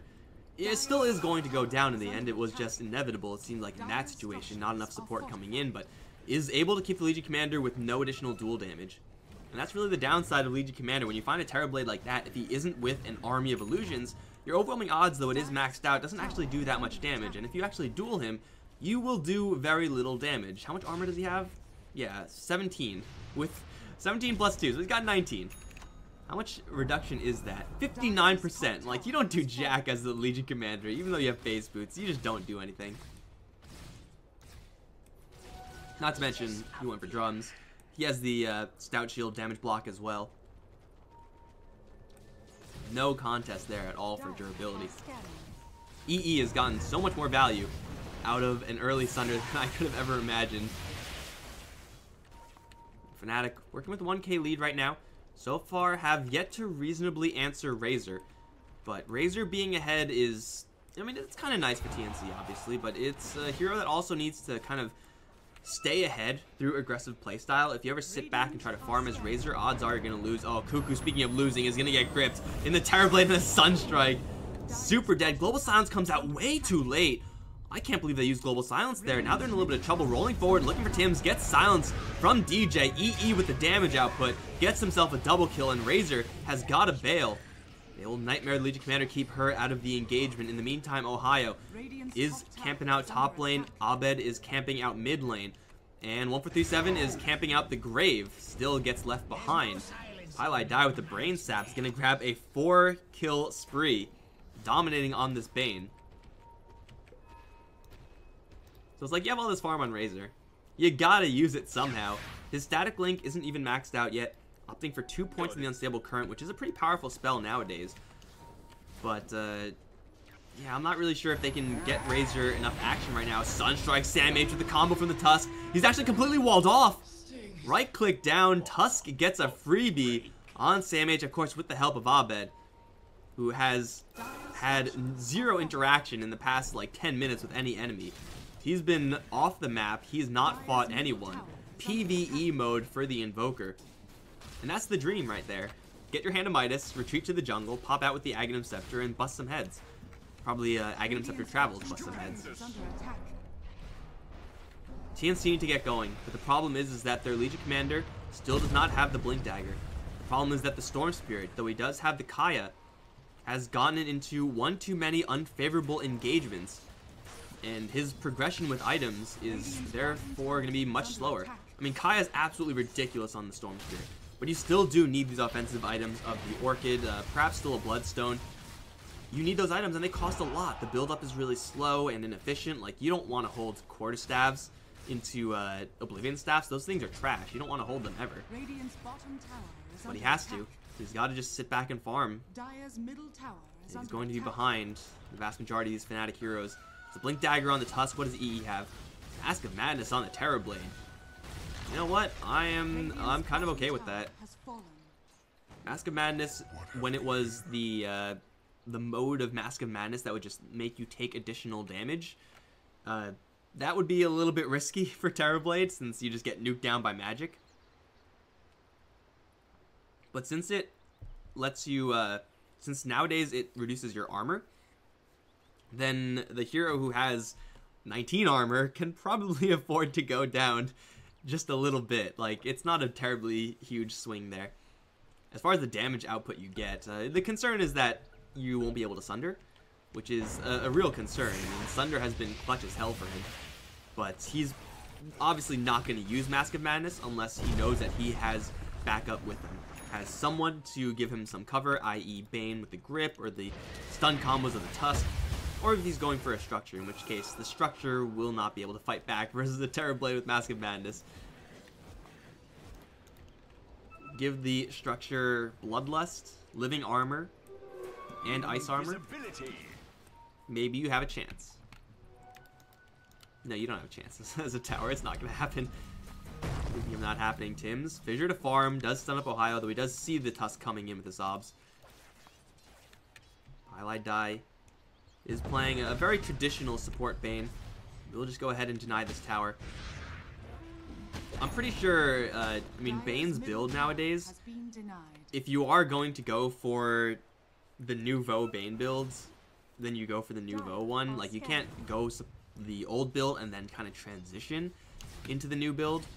It's mostly in those talents. Enfeeble steals damage that you really get your value. Still, Enfeeble is actually going to be pretty good in this game.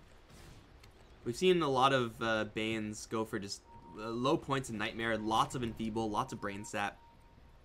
Even from a support standpoint, a hero like Storm Spirit will just do no damage. He'll have Overload procs, but only 100 damage from the entire hero is kind of underwhelming. Of course, Legion Commander is purely physical, so she'll just get shit on by Enfeeble. Highlight Die is going to Nightmare the Storm Spirit to Sunstrike. A lot of damage. They will not make the full commitment. Cuckoo's going to jump away. No one there to intercept him. They will drum up. And Cuckoo will get gripped. Where's the Global Silence? It's there. Cuckoo will get away. Global Silence being traded for the grip and Metamorphosis. Not a terrible trade for the TNC side, although maybe it's not even going to save the Storm Spirit. DJ is here with a double damage rune, waiting in the corner. Is going to get the snipe on Storm Spirit anyway, so I was going to say, like, if that's all the skills that are traded, it's whatever. It's fine for TNC, but they lose the Storm Spirit in the end anyway, so now the Global Silence is down. The Fnatic aren't quite at a point in this game where they can just go straight in and start bulldozing down towers. TB can if he's already there, but obviously to push the wave out. Abed's not quite ready to join the fights just yet. Travel's still not picked up. Fnatic are not in any rush whatsoever. They'll just be happy with the fact that Storm Spirit being down most likely means that Legion Commander is not looking for any aggressive plays. So far, she's been doing very little. Trying to duel the Terrorblade a couple times has not worked a single time because of Sunder and the fact that he has, well, now 25 armor. How is he getting all this armor? Just Yasha? Yeah, I mean, welcome to Dota. Cuckoo, ooh, Nightmare. There's no grip, so I don't know if they actually get that kill. If there's a grip, they for sure can. Terrorblade's a monster. Sam H blinking in, but the quick blink out from Ohio. Snowball's down to the low ground, but the Ghost is going to slow him down by a little bit. Oh, the Shard Wall, though. Ooh. Fnatic are playing hard to get. And my god, they are very difficult to catch up to. Now, TNC are working on their own items in the meantime. Mobility items for everyone. Blink Dagger on the Legion and Earthshaker now up. Got a Hurricane Pike on the Razor. They are ready to initiate and initiate hard on the Fnatic side. That being said, the Tusk with the BKB as his next item will be able to prevent the Global Silence from really affecting him. And then, of course, have the Snowball to kind of counter-initiate. Very powerful combo there for the Tusk. And we got another BKB coming up on the Invoker. Exact same thing. And a Manta Style on the Terrorblade. exact same thing, except this time with a little bit more of an offensive twist because it's a Terrorblade. It does seem like TNC, this power curve with the Razor, is right about now where they want to be, dominating fights, roaming around, killing off everyone. They're trying. Oh, they're trying. But they can't find anyone just yet. The Radiant will scan. That will stay green.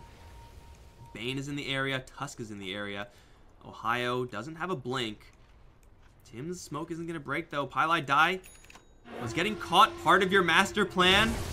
He'll get dueled, and wow, that fissure actually split the duel up. Tornado's going to come in a little bit late. Samich still wins the duel, but he's on the wrong side of the fissure. Gets Hurricane piked out of there, but the chase is on as DJ and Ohio both going to roll in and kill off the Legion Command, making it a 1-for-1. Raven is going to dodge the kick. Eternal Envy is going to get jumped in on by Cuckoo. Global Silence is there. No Mantis Style up just yet for the Terrorblade, and he will fall. Cuckoo gets a kill and looking for more. Looking for the Tusk. Will silence him with the Orchid. Gets another kill.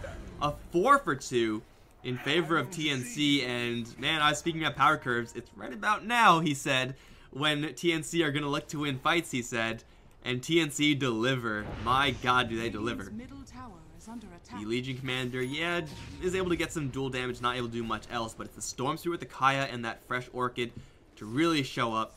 The Razor, using that movement speed, super elusive, this hero. He's just so fast. With the Unstable Current, with the Hurricane Pike, and once the drum charge pops, it's a lot of movement speed. Sam H. He gets spotted out by Abed. Yeah, that Tornado, it looked like it was almost in time to save the Bane there. Once you Tornado, obviously nothing's really going to be hitting you. If all three of them get tornadoed. Invoker level 17 going for a Lincoln Sphere is getting to a point where he's going to start going into these fights for real. We see how desperately a hero like Terrorblade needs some sort of anti-Global Silence tech. If he had the Mantis Style in that last fight, he splits out of the Global Silence, he sunders someone, and then Pain for TNC. But seeing as though he doesn't quite have it yet, TNC hit the perfect timing. The timing window is very quickly closing. Ohio working towards BKB. The Invoker is considering Lincoln's, going to go for a Blink instead. Not working with any sort of resistance to that Global Silence right now. But Terrorblade, he has that Mantis Style pretty much locked up. There it is. Silencer also getting obliterated. DJ with the kill secure. The Yule Scepter on the Earth Spirit. Pretty difficult hero to kill off. Killing off a Silencer is not a terribly huge deal here for TNC, nor for Fnatic. They're going to be happy about it. They'll push the wave with the Alacrity Forge Spirit. How big is this Forge Spirit? Max out Extort, a lot of Wex. Yeah, this Forge Spirit's pretty big. On the high ground, there is a Legion Commander. Doesn't really want to reveal herself. Top lane's being pushed, but by Cuckoo means that it's really difficult to actually kill this guy off. Eternal Envy will charge in, because why not? Though Earth Spirit and TB going up towards top lane means that these three heroes are now on an island. If they go in and actually show themselves, they are putting themselves at a lot of risk. Sam H was spotted on the incoming. Alacrity is there. Jump in, Walrus Punch with the Shards and the Sunstrike. Perfect combo from the Fnatic side, and they will still stick around to Nightmare Raven for no damage. It does nothing anymore. Pylai Die is going to wander into the Earthshaker. Bad move, bro, though. The kick is going to give him a little bit extra space. He'll get snowballed as well, and Eternal Envy is coming in, and he is looking pretty pissed. Global Silence is there. The Mantis Style is going to split it out. Tims lands an Echo Slam onto three heroes, including those illusions from the Terrorblade. He's able to sunder. Probably Eternal Envy will sunder Ohio. Still is able to survive. Now Cuckoo coming in. He cannot race Eternal Envy. That's just not going to happen. 147 is a little bit late to this party, as well as Fnatic will take 3 for 1. It will back off EE with no Sunder, not much damage, seeing as though the Razor was on top of him the entire time. We'll just chill and farm a little bit, jump in. Oh, the quick reflexes from Abed. Got silenced, but of course, silencing does not prevent item usage. He's able to get away before the Ball Lightning can actually do damage. Reflexes. That's why Abed's a good player. That's why Abed is a better player than any of you or I can ever dream of becoming. Did he just do it again? It looks like he just did it again. Man, if that was me, I'd be dead like 5 times by now, even though Storm only went for me twice. Like, I would be so dead so many times.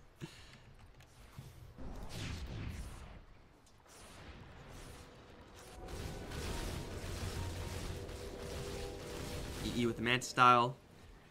Gotta be a little bit careful with that Mask of Madness still.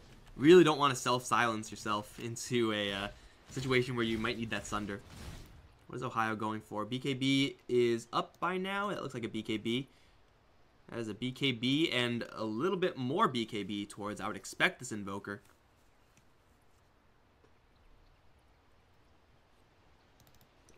Cuckoo's done an admirable job recovering in this game. Bloodstone is his next item. Quite a bit of progress towards that item with the Perseverance already up. Reminder, Bloodstone does not require that Soul Ring build-up anymore. There you go. It used to be this, I think, and then they made it into that Soul Ring, and now it's this again. Ice Frog is indecisive, apparently. But that extra durability, and of course that extra mana regen, Storm Spirit can do quite a bit still.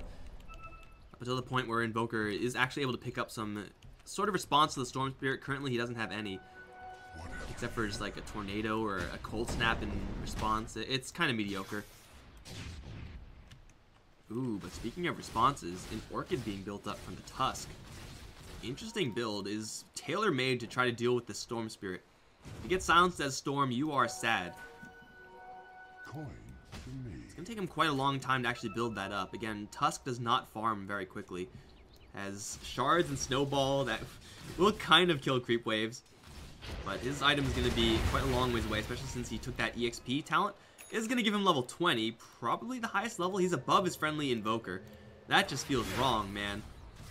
But that's 40% extra experience for you right there. Gonna get that Walrus Punch crit. Please, bless RNG, 12% chance Walrus Punch. I haven't seen a Tusk in this new patch, so I'm not sure what the quote-unquote standard is for Tusks nowadays. I'm pretty sure 12% chance to Walrus Punch is bad, but I kind of want to see it anyway. Ice Shard on a 6-second cooldown seems pretty sick. Just give me that RNG roll. This is how you turn Tusk into Spirit Breaker. Exactly like this.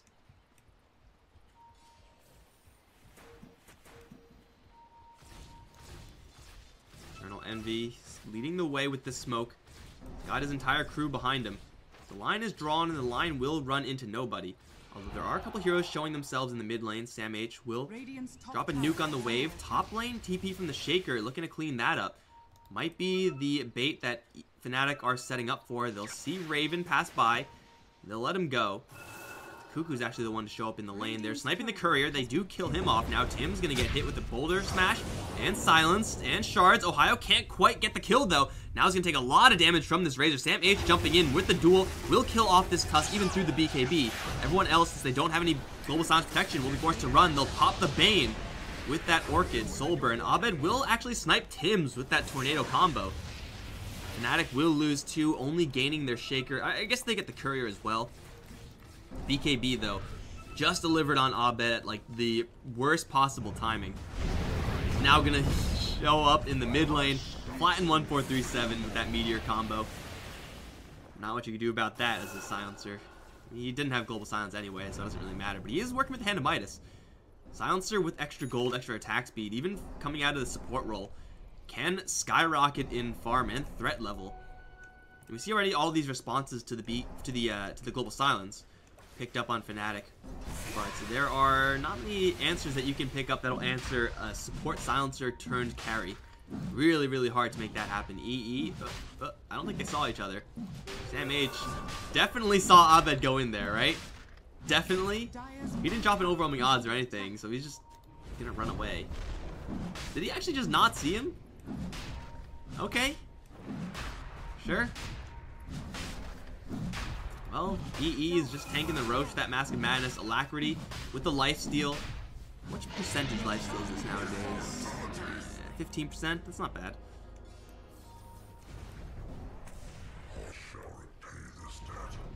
He's going to go to work on this tier 1. If I go to work, I can just snipe it at like 10 HP left. Storm Spirit is going to get the deny. That is so hard to do against a Terrorblade. Not bad at all, Storm Spirit. Not bad at all. Man, this tower deny in this particular game It's always going to be nice, of course, but no one on Fnatic's really hurting for that one extra item. I mean, Earth Spirit is pretty damn farmed, honestly. Bane, he's got nothing, and he will always have nothing, and there's no real item except for, like, Glimmer Cape Force Staff that the Bane will get and suddenly be really happy with. He already has the cast range talent. That lets you do some pretty crazy things. 100 cast range doesn't sound like a lot, but just look at this grip. Look at the Nightmare initiation range. It is pretty high. And as long as your grip is like over trees or something like that, then the cast range is all you need.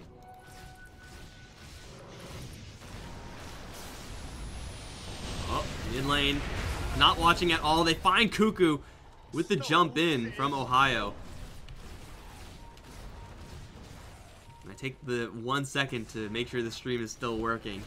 And they jump in and kill the Storm Spirit. Just my freaking luck. Bloodstone is...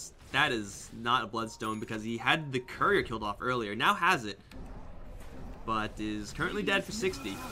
Eternal Envy, 12 seconds till that Metamorphosis. Doesn't need it for this tower. He has an Aegis. Are they going to push up high ground? They're going to at least try to do this to see if they can force a buyback on the Storm. He does not have it.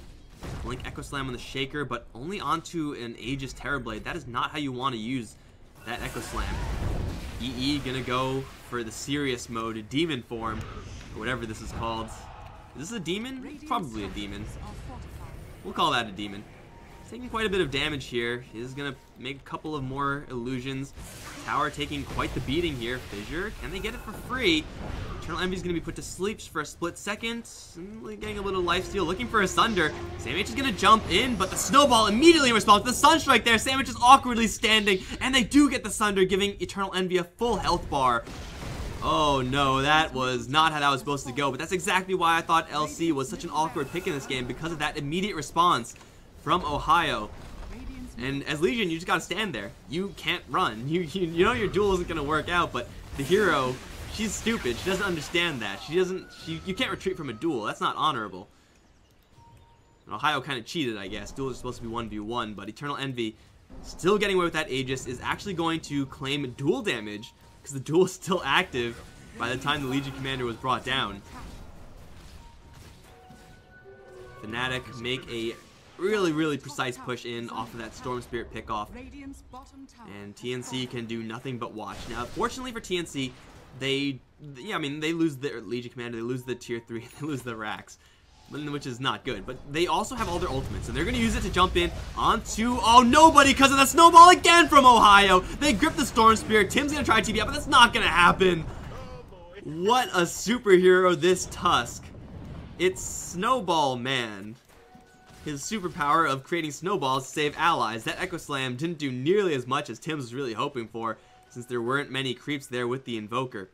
And Storm Spirit could have done so much damage if his ball any actually hit, but that Snowball, twice now in as many minutes, is going to say, F you to TNC, you will do no damage and you can do nothing about it. EE is going to waste no time going straight in for some more structural damage. Looking for this bottom lane, DJ and Ohio right behind him in cover.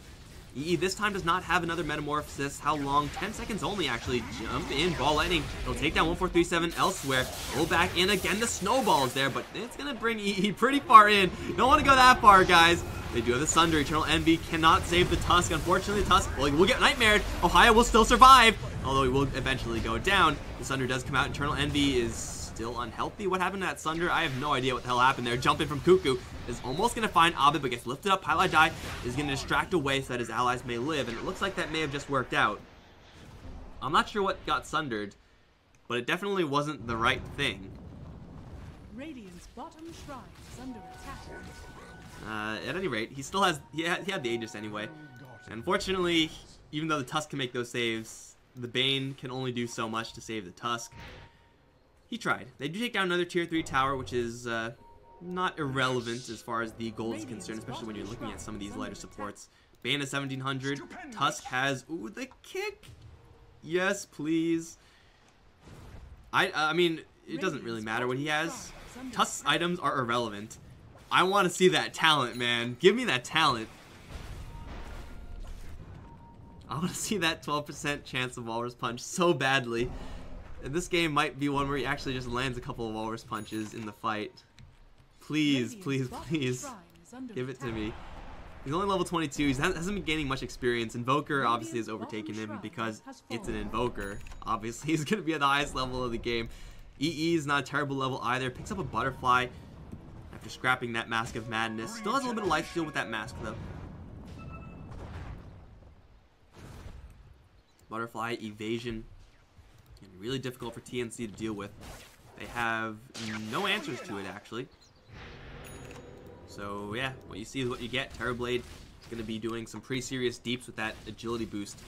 But also that durability is for real. Boom! That's something you don't see every day. Centaurs flying across the map. The Centaur's like, what the hell just happened? Alright, so Ohio before had some pretty baller snowballs. Right? And that's you know, that's Tusk. He can get a new level of baller right now by initiating like a vengeful spirit. Like, you just blink in, you kick the enemy back into you, and then you BKB and hopefully just survive. With Snowball, maybe you follow them on the way out. You could do some really, really crazy things right now as a Tusk. And TNC, it's really hard to play around this. Like, Global Silence is the only real play around they have, except for like good positioning. But, yeah, they're not going to see this one coming until it's actually used in a fight. I have high hopes, Ohio. You've been very impressive this game so far. Really, everyone at Fnatic, they've been performing really well. Like, even Pylai Dai, you expect Bane bottom, he's feeding, he's playing poorly. No, man, he's been doing everything he had to. Sacrifice himself so that his allies can get away. The grips have been on point, at least as much as they can be up against this draft TNC. Early game was dominant from the Bane, like everyone at Fnatic, firing it off on all cylinders. And they will go to town on this tier 2. Bottom lane is being pushed. Raven has an Assault Cuirass, but still Razor just doesn't do enough damage versus structures. Too bad you can't static link structures. Now that would be sweet. Maybe not, Ice Frog, don't do that. Eternal Envy going to make a whole bunch of illusions. Start getting to work, though with the additional armor from the AC, will make this just slightly slower. EE does not have an Aegis this time, so this is going to be pretty risky. Meantime, Abed is pushing the bottom lane. He's trying to distract a handful of heroes away so that EE can get a little bit extra damage done. With the BKB and the Lincolns, Abed is pretty safe in doing so, though. Sam H is on the hunt. Abed is going to see him. Blink out, blink out. There's a ball lightning chase down. Cuckoo used a lot of his mana to get close enough to fail his pull up against that Lincoln Sphere. Will get out. The Kaya does protect you up against that tornado somewhat. This is officially the first time that we see Kaya with the mana loss reduction helping against mana burn. At least for me. I mean, I haven't seen it yet.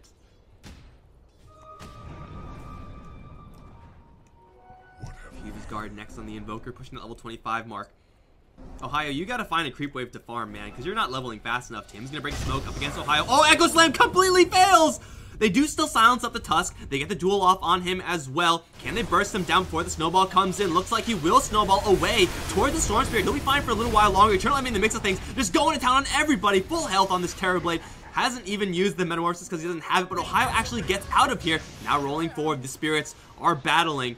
And Storm is running low on mana, gets silenced, gets Boulder Smash. Here comes a Sunstrike with the Walrus Punch. Is enough damage to get the kill. Triple for Eternal Envy.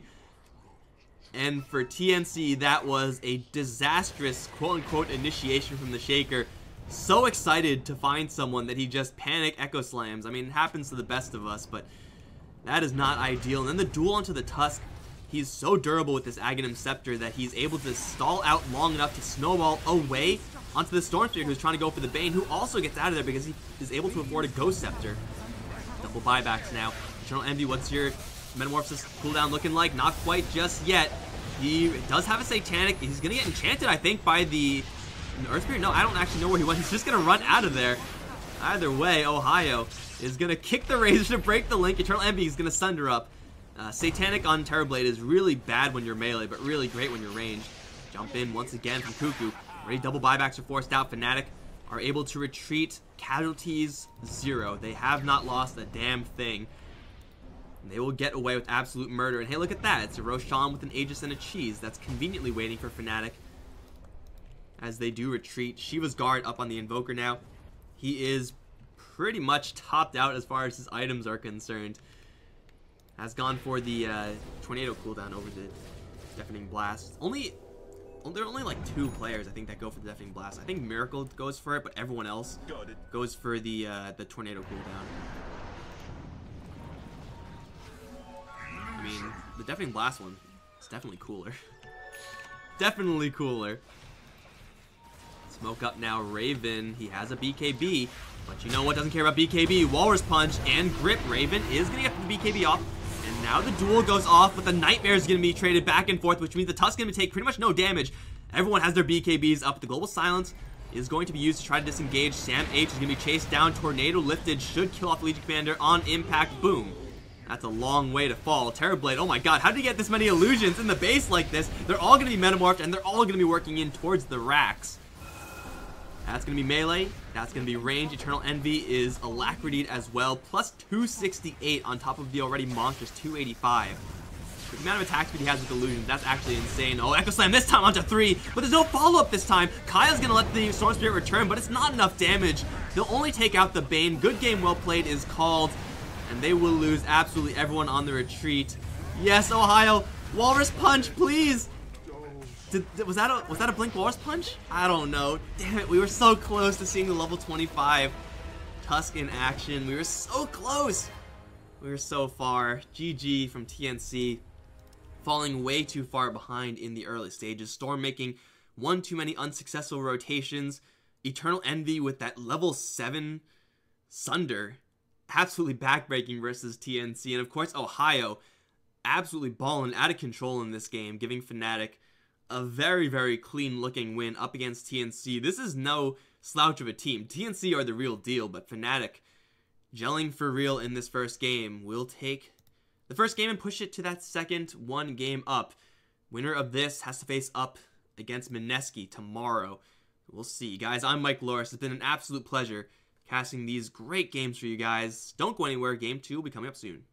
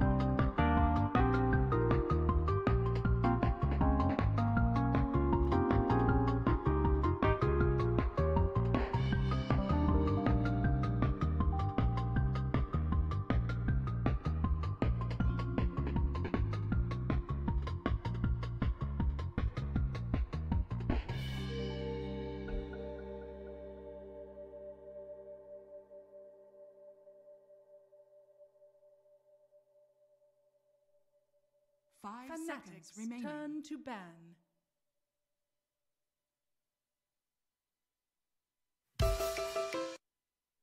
PNC's turn to ban.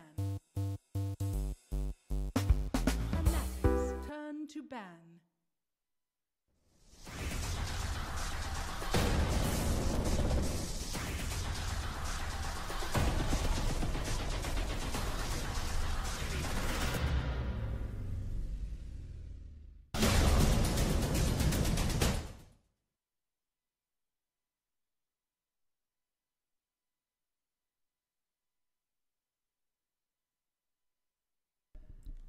What's up, guys? Welcome back to this SEA Qualifiers here for the Summit 8 TNC taking on Fnatic. Game 1 was TNC making a couple of questionable plays, but I think overall that was just Fnatic playing extraordinary Dota. Easy MVP here for Ohio. That Tusk offlane, I mean, the bar isn't really set all that high for Tusk offlane, let's be honest, but man, he crushed it. Absolutely insane responses with the snowball as a defensive tool, as an offensive hero, set up perfectly for the sun strikes every single time. Give me more of that, Ohio. Please, Fnatic, as a special gift to me. I'm Mike Lawrence, going to be your caster for this game. TNC had a awkward Legion Commander up against a lot of defensive power from Fnatic. I don't like that pick. Had a Storm Spirit that was really aggressive a little bit too early. Like, you do want to, if you can, get kills and try to be aggressive as Storm Spirit, but generally you want to first get your base kit of items up. And I think nowadays that should be upgraded boots, power treads, Kaya into at least part of your Orchid, if not the full thing. Till then, you're not really going to really look for aggressive kills. Didn't work out for him because of good play from EE. Whoa, new hero PogChamp. And a Brewmaster. Okay, well, Brewmaster's picked up because it's Brew, who actually got through again. Was actually not banned in the last game, which is curious, but Fnatic will grab the Earthshaker as their first pick. Didn't really do TNC many favors, but we want to see this Tiny. We all want to see this Tiny. I think Tiny was played, like, in as far as pro games are concerned, once since the rework. He's got no agility, but he does do an extraordinarily high amount of damage. I mean, still Avalanche Toss will get the job done. That extra tree grab, I'm not actually sure how to evaluate it. It does seem like, first and foremost, it's going to be a nuker-based hero. If you combo him up with someone like a Brewmaster, you will be able to do some pretty cute things early on, act as a ghetto Blink Dagger for that Brewmaster with a toss. But yeah, as a burster, Tiny still has that in spades. His lack of craggy exterior isn't really that terribly huge of a deal. Fnatic, though, would rather have kind of physical right click to try to deal with the Tiny, because he has no craggy exterior, he has 0 armor, 0 agility. So that's how you kind of want to deal with the Tiny. Just beat him down, get a pickaxe, and just go to town on his face. But if you are going to do that as your main plan, you will have to face up against the haze from the Brewmaster. So that mischance is going to be very, very annoying. For right now, though, the Fnatic side aren't really going to be paying this Tiny pick that much respect, at least as far as overcompensating response is concerned. They'll get the Earthshaker, they'll get the Bane. Dai played a really nice Bane in the early stages, landed the grips when they needed to. And hey, you know what? Just out-tank the Tiny with the Bane. There's a non-zero chance that actually does happen. Invulnerability frames with the Nightmare. Really nice if you're going to be on the receiving end of an Avalanche Toss, or if your team is going to be on the receiving end of an Avalanche Toss. Your invulnerability frames can completely nullify Tiny's combo. And at that point, if Tiny messes up his combo, he just doesn't have anything. He will not be able to get those kills. It's just an impossibility. So, want to see more of those plays here from Dai's Bane. Wondering where this Earthshaker is actually going to be. Up against Brewmaster and or Tiny, the Earthshaker is going to have a matchup where he can survive, but not one where he's going to be feeling super comfortable. But it's also likely that we see Fnatic run a 4-position Shaker with that Dai Bane. You do have yourself some options with this hero. Again, it was played by TNC. It was rather lackluster in the last game. And TNC already picking up this new hero. How deep are they going to go with this? Are they just going to say, okay, we got the Tiny, great, and then just proceed with normal? I sure hope they don't. because Tiny is a hero that I have not seen picked. I have not seen banned a single time. There's no situation where you ban Tiny, I think, ever, unless he suddenly becomes this monstrous hero. So picking up first, to me, indicates that they have some sort of plan here. I don't know what that can be outside of tossing a Brewmaster in. Quap is going to be the pick for the TNC side. I mean, yeah, you're going to need a good amount of damage and control to deal with these heroes, but Shaker and Bane should have enough. As much as I really want to see this Tiny do well, because there's nothing cooler than seeing new heroes do well, like we saw the Tusk last game, it doesn't seem like he's in a good spot. Last pick, Tiny, I can get behind a little bit more, because that's a surprise. That throws a wrench into Fnatic's plan. You get to scope out the field a little bit more. Pick up your supports in the first phase. Currently, TNC are just lacking those heroes. Fnatic already have theirs set up and then some. The Queen of Pain most likely going to be going towards the mid lane, Brewmaster off. I wonder if there's anything cute you can do with like a CM Tiny? Like try to get some extra mana or like a Coddle Tiny or something like that. Just try to enable this hero as just like a pure caster. And try to greed out in those lanes a little bit. His mana costs are still rather prohibitive. And Fnatic, seeing the mid lane matchup, will waste no time getting one of their own. It's very odd of TNC to pick up a Queen of Pain this early. We've seen a couple of Queen of Pains go towards the off lane. For the most part, it's going to be mid, though. But the Invoker pick is something that Fnatic are more than happy to get for Abed. TNC do have the last pick, as you can see right here, so picking up the mid lane right now is really, really awkward. I mean, 1437 has been around the block. He's a smart guy. So he's got to have some sort of plan here, right? Because it doesn't seem like this is really going to be coming together. At least I don't see what the point of this Tiny is just yet. Yeah, I don't think the Tiny is strong enough in this patch to warrant a first pick without any sort of build around. Disruptor is the pick. Displacement for sure. TNC are going to have a lot of it. Static Storm against the Invoker. The catch is certainly very nice here for TNC. Initiation range for them is absolutely huge with toss of the eventual Blink Daggers and of course that Glimpse. I do think Disruptor is a pretty solid hero, but he does lack a little bit in the fact that his roam is pretty much non-existent in the early game. Even his laning phase is always a little bit of a coin flip. Compare him to a Bane and there's just no contest there. It is definitely one of a partnership of support heroes. Fnatic are going to go ahead and grab the Lifestealer. Said earlier, you want to kill off a Tiny, you get physical damage. And Lifestealer was, even before the change to the Tiny, a really good hero to have in that matchup because Feast does so much damage to a hero like Tiny who has, at this point, 0 armor, but quite a bit of HP, so Feast is just going to destroy him. Lifestealer currently doesn't have any easy way of getting in. Currently Fnatic, I mean, I have Blink Dagger Earthshaker eventually, but Lifestealer with that rage, really, really immune to the Tiny unless the Tiny gets a fast Blink Dagger. The Brewmaster Haze, not a big deal for the Lifestealer because of that rage. You can just rage it off and be okay. If they enable this Lifestealer a little bit more with a little bit of an access route in from their off lane, someone like a Clockwork perhaps, a Batrider is still in. Those heroes typically do have a little bit of an issue going up against Disruptor Tiny. Again, that displacement is really annoying for those really heavy initiation type heroes. It's still not too late to switch up where this Earthshaker is going to go. It seems like 1437 thinks that the Shaker is going to be played as a support. But along with that Bane, that's a good amount of control. It's a lot of setup. Hell, just Nightmare into a Sunstrike. That's good enough, right? You can do that. It works out pretty well. They did it last game. Yeah, it doesn't seem like Fnatic are really lacking all that much except for that initiation. TNC in the meantime, their initiation is eventually going to come up. Their team fighting is pretty substantial, but they are going to run the risk of getting run over in the lanes. That's a Naga Siren for Fnatic. That is very interesting. And Naga Siren is definitely not an initiation type hero. But you know what she does do? She works really well against the Brewmaster, up against the ultimate from the Disruptor. As long as she's not caught and killed off immediately, being able to sing in immediate response to the Brewmaster is such a high value play. The Earth Brewling will still be wandering around doing things, but he doesn't really do that much damage if he's by himself. So you can just cleanly disengage and essentially trade your Naga Siren ultimate, which is expendable, for a Brewmaster ultimate, which is of the utmost importance for TNC. That should work out pretty well for the Fnatic squad. Even more minus armor with that Riptide, although I don't think that's going to be a huge component for this game.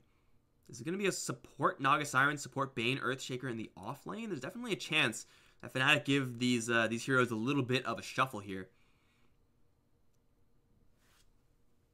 Late game on Fnatic, though, is overpowered.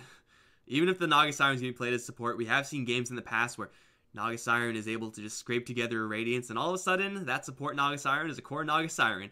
Can't do much about that. And TNC, they're going to have to really apply the pressure here. I mean, their building clearing is okay with this Tiny. What is it going to be? Show me something crazy.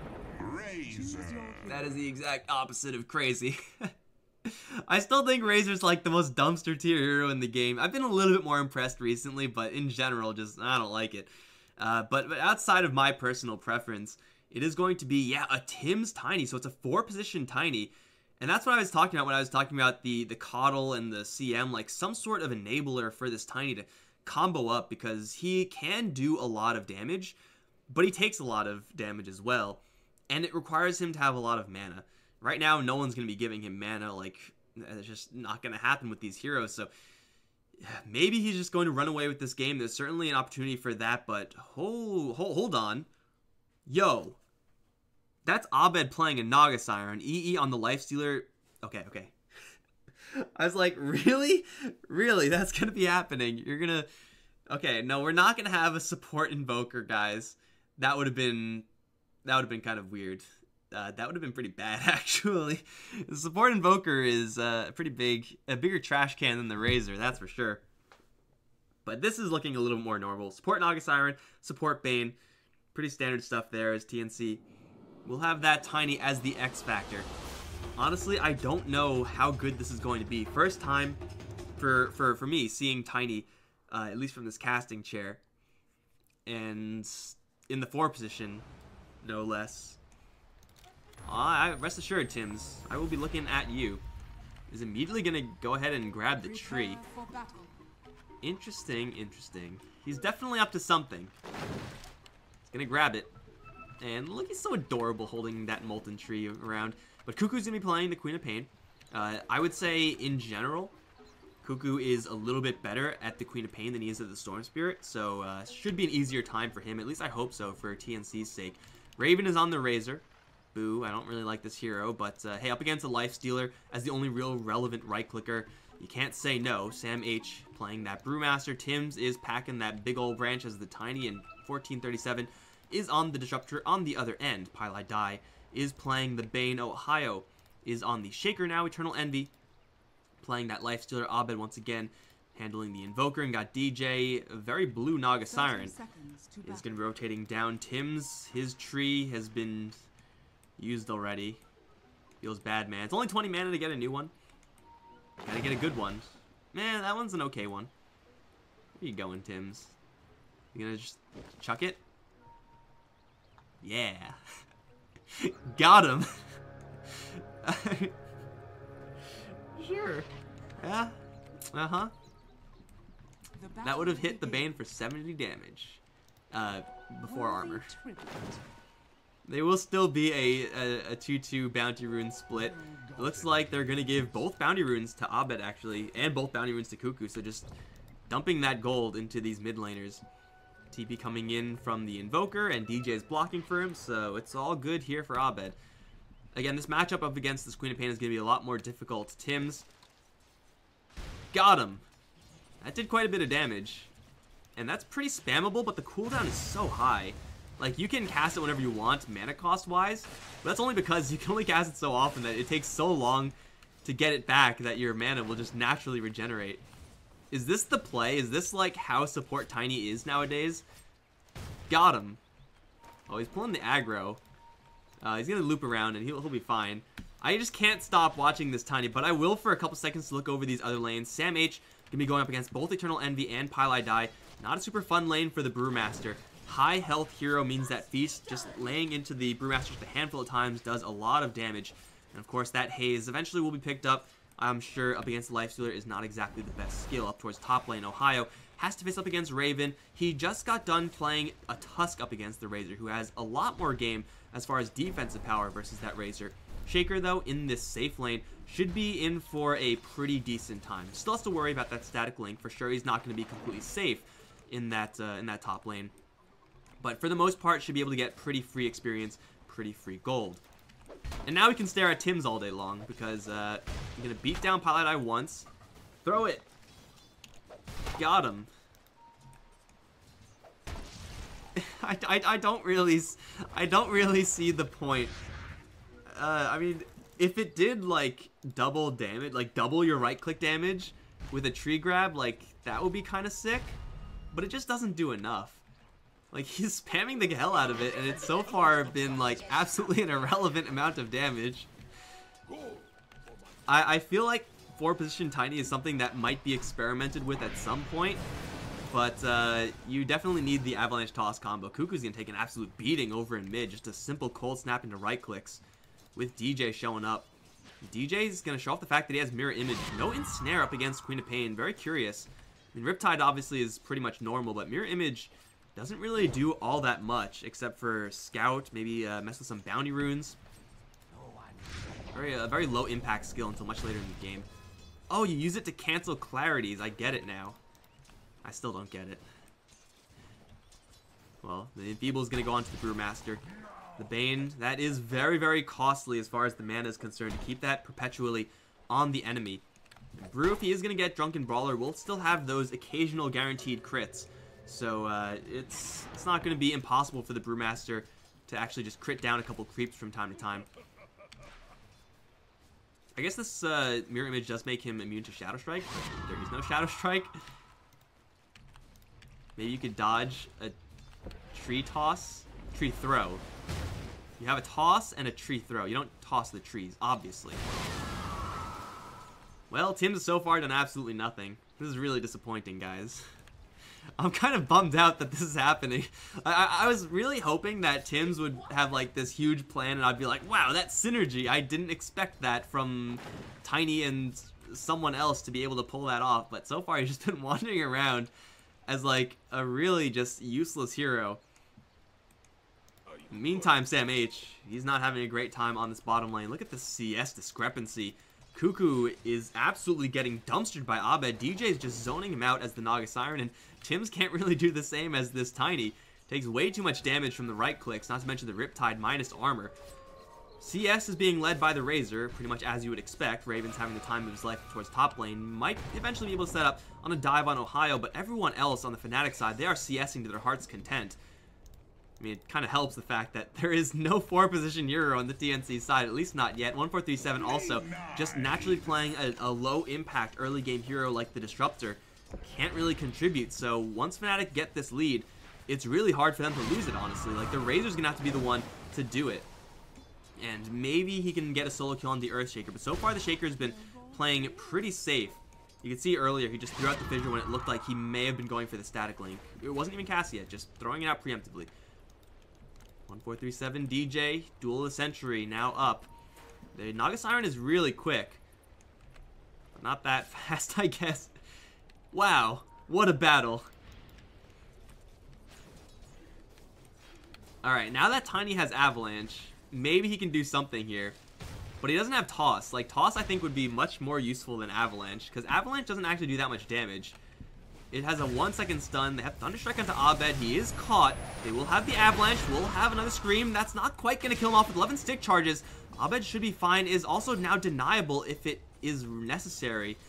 It shouldn't be necessary. Stick charges, Raindrop preventing the dive, and a Salve. We get Siege Creep denied from him. I guess that's kind of annoying. But again, these low-impact heroes are trying their best versus this Invoker. But Invoker is not to be stopped. Not right now, at least. Hannah Midas is going to be much quicker this game than the last. Towards top lane, Ohio is going to lose a lot of damage out to Raven right now. Stuns him up just a little bit. With this much damage stolen, Raven is going to have to go for a tower dive. Creep wave support is here. Still Shaker not looking too hot just by himself. The backup is coming in. Although I'm not really sure what that kinetic field was supposed to do. That was just kind of out there. They know that the Earthshaker's down here, or up here. And Ohio's just going to try to dig his way to freedom. But I'm pretty sure this is going to be like the most anticlimactic first blood ever. And it will be.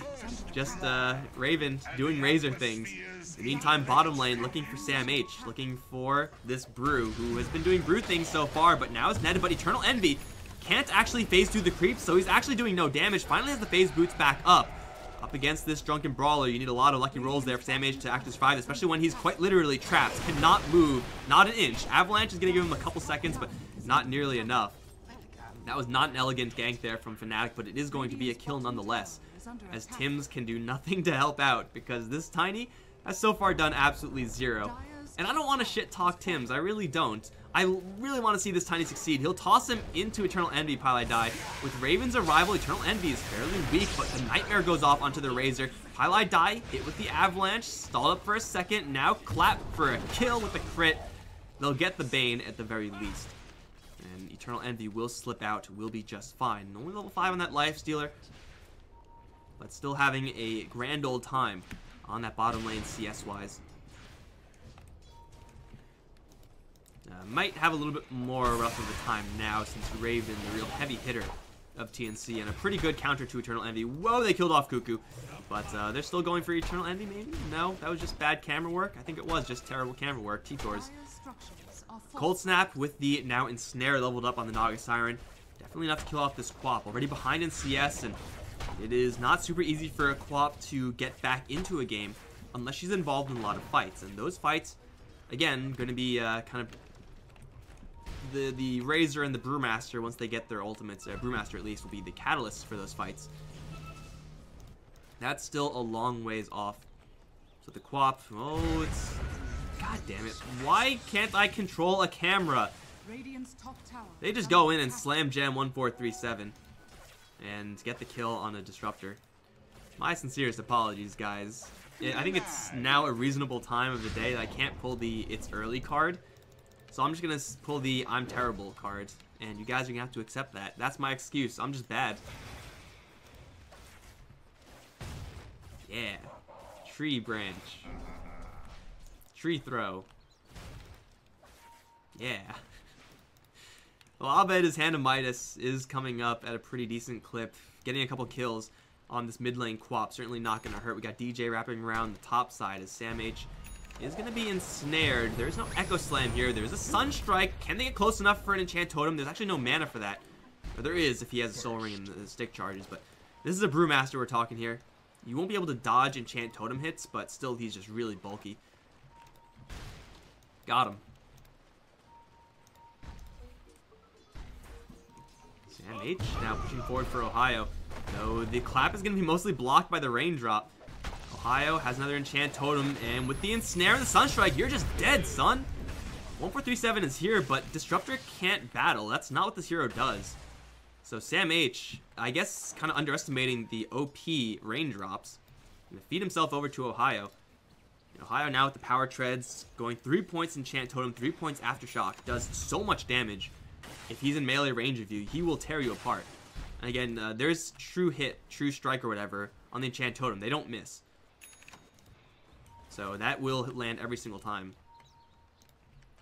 Kind of a careless play there from the Brewmaster. I kind of understand, though, for TNC.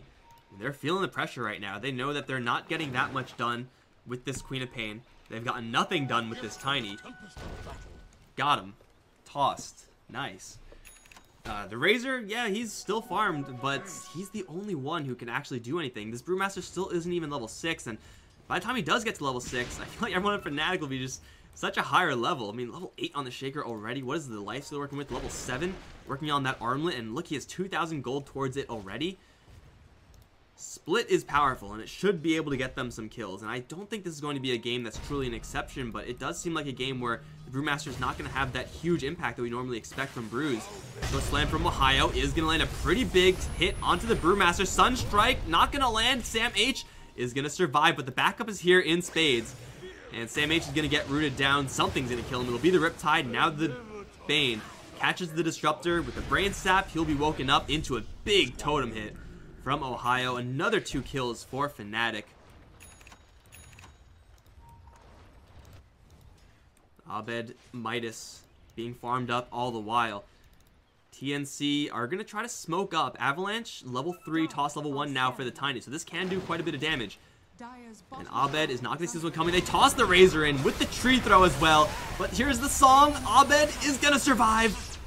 They got to run. He is deniable right now because he is Shadow Struck, but he's also capable of going invis, tossing the Disruptor forward. Not really sure if that's the best plan. Sonic Wave will clip Abed and get the kill just barely. With Highlight Die to fall as well, DJ will get pulled right back into a Hornet's Nest and will fall as well. It takes absolutely everyone here for TNC, but they are able to kill off that Invoker. Can they delay the Midas? No, he does get it in the end. They will get quite a few kills. And that is exactly what they need Cuckoo to do. Get involved in these big team fights, use that burst power. It's pretty much exactly what the Naga Siren is designed to prevent, but the Invoker at this point, only brown boots, not durable enough to actually escape after all those dots. Trims V, Eternal Envy, toss is there. He'll teleport out. There's nothing that they can do to interrupt this. Ohio in the meantime, in a really precarious position right now, but so close to that Blink Dagger. Might try to greed out for it, and if he does, he may get dropped here because Raven is in the area with the drums. My god, why am I so terrible? Ohio is in a little bit of trouble himself. He will fissure off Sam H and then try to TP out. The clap still lands though, and with a big crit will fall. Greed will imprison us all. Earthshaker will go down. Delaying his Blink Dagger, the 1437, rolling with the Meteor, is going to be flattened on his way out. DJ the ganking Naga Siren, of course. Abed getting his hands dirty on the Invoker with the Meteor. Still is going to be a pretty nice pickup, all things considered, for TNC in relation to this top lane situation with the Earthshaker. But they still have to answer this Invoker. Killing him once isn't quite good enough. Highlight Die does not have a grip here. There's a teleport coming in from the Brewmaster, so Tim's, he's kind of low on mana, though he does have a Soul Ring, stick charges. They're not fast enough to actually catch up to any of these heroes, so that's going to be an empty TP. Eternal Envy does have that armlet at the ready. Really is itching for a fight. But is more than okay just farming it up. They do have the Blink Dagger soon coming up on Ohio. Even DJ getting a little bit of time to farm up the top lane. I wonder what build he's going to be going for, this Naga Siren. And supports usually go for very kind of supporty aura-based builds. He already has the mana from the Soul Ring. I don't really think you need to overload in mana necessarily, so you can just go for pretty basic supporty type items in the like medallion and stuff like that. Get a Force Staff. If he's feeling really baller, he can just aim straight for the top. Radiance Rush commencing now. Oh, Cuckoo just blinked into a grip. That is unfortunate, man. Sucks to be you. The rest of the TNC side, they are smoked up to the north. They will glimpse back Abed into a Static Storm. He's invisible, but they do have the detection. With the damage drain from Raven, they will take down the Invoker on the retreat. There's no one actually to cut them off. Sam H is on top lane. There is a Blink Echo Slam, but no creeps here for Sam H. So Ohio's got to play this very patiently. We'll set up for the Enchant Totem, and Sam H will disengage away. DJ is here. They don't know that Ohio's here. We will find him with the Enchant Totem. Gets a Fissure. Gets another Enchant Totem. Needs the hit, but he gets blocked. He still gets the hit in, though. Cuts down the trees. Quick response there from Ohio, recognizing what was going on there. That's just 2 Enchant Totem hits straight to the dome with the Fissure and Brewmaster. Could have split there, but decided not to. Probably figured he was fine. Don't blame him. Tim's is going to get brain sapped. He's going to get his wounds opened up. 0 armor. Feels bad, man. EE with the armlet is going to get tossed up towards the Razor, and, well, actually the Tiny will survive. Bravo, Tiny. You survived. The Lifestealer will also surf his way out of there on the creep. Sam H will return right back to the top lane. Unfortunately for him, Ohio still has the Echo Slam with the Enchant Totem and the Sunstrike. Kaboom goes Sam H. He just respawned, he just teleported out, and he is back to the grave. Whew, that is rough to see, man. I honestly was very surprised that Ohio was able to kill off the Brewmaster without using the Echo Slam, but with it, it's much easier. Here comes a sleep. Everyone stop. Ohio needs to leave, and DJ will escort him out. And they will do just that. Tower will be almost put into deny range, will be deniable now. Looks like they don't really care enough to actually do it. Raven's pushing a tower of his own on the bottom lane. That one's already fortified and will be brought down. Raven will get the last hit there. DD picked up on the Invoker with the Aghanim Scepter as his next item. Still, the Razor is doing a very impressive job keeping up in the farm department. Fnatic, their Bane is incredibly poor. And it's standard fare for the Bane. Naga Siren has gotten a lot of action, but doesn't feel like she's working with a lot of cash either. I mean, it's the Tiny of all heroes who has an astounding amount of gold. Has done pretty much nothing in this entire game, though. 1-0-3, and the score is not bad. He is going to have that Blink Dagger pretty quickly. And once you get Blink Dagger, it doesn't matter what role you are. If you land the Avalanche Toss combo, you're going to be pretty happy. Ohio, oh, he's in a little bit of trouble. Fissure will hit 2, but he's going to try to TP out. Burst damage, it's not enough. Shaker's so tanky. He's going to get back to the base, and he'll survive. Radiant's top tower has been denied. They will finally deny that top tower also. So Ohio's working with a really large kit here. Eternal Envy. Nipping at the heels of that Razor in the farm department. Desolator as his next item will make the Tiny's life super unhappy soon enough. But now is really where we get to see what Tims can do with this hero.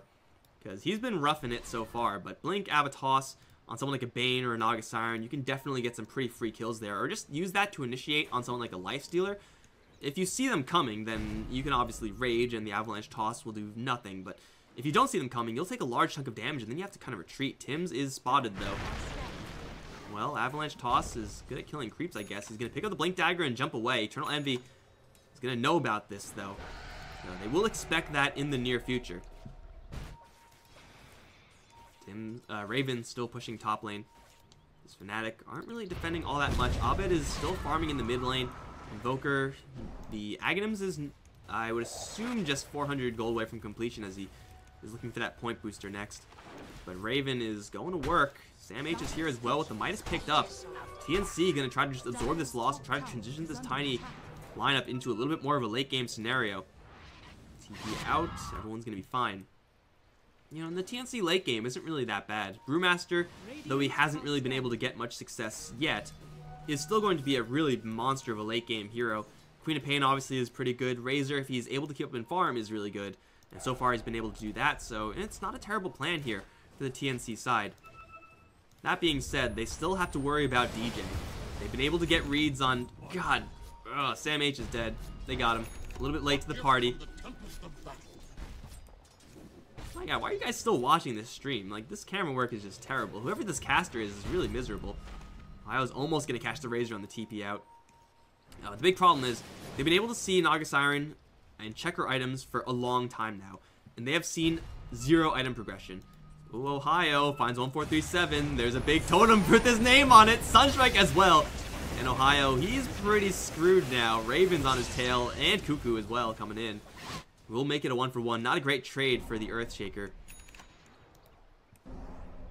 But yeah, back to the Naga Siren. They don't know what she's getting. And if you see a Naga Siren with no items for the entire game, well, I wonder what she could be getting. It's really a mystery. Radiance is going to be the next item. EMP on the side. Tims will be depleted of mana. Abed's going to lay the Ice Wall down, and Tim's going to get some pretty big hits from those Forge Spirits. Abed, try to teleport out of here right now, and Avalanche Toss. No, there's no angle for any of them. No cooldowns there for the Avalanche. Invoker will get out of there. Tower will be denied up towards top. So yeah, Fnatic working with a quote-unquote support Naga Siren, but DJ is a carry in his heart. He'll go for that Sacred Relic Radiance build. It's obviously not going to be the fastest Radiance on Naga Siren. It's not going to have that same type of impact. But in a late game scenario where they can clearly see TNC are not willing to push the issue, why not go for a late game angle on as someone as potent as Naga Siren? Bane is going to get caught and obliterated, by the way. That happened. But just getting that overwhelming map presence definitely give Fnatic an extra lead in the late game department. Pretty much everyone's going to be getting farm except for the Disruptor and the Bane. That just isn't going to happen.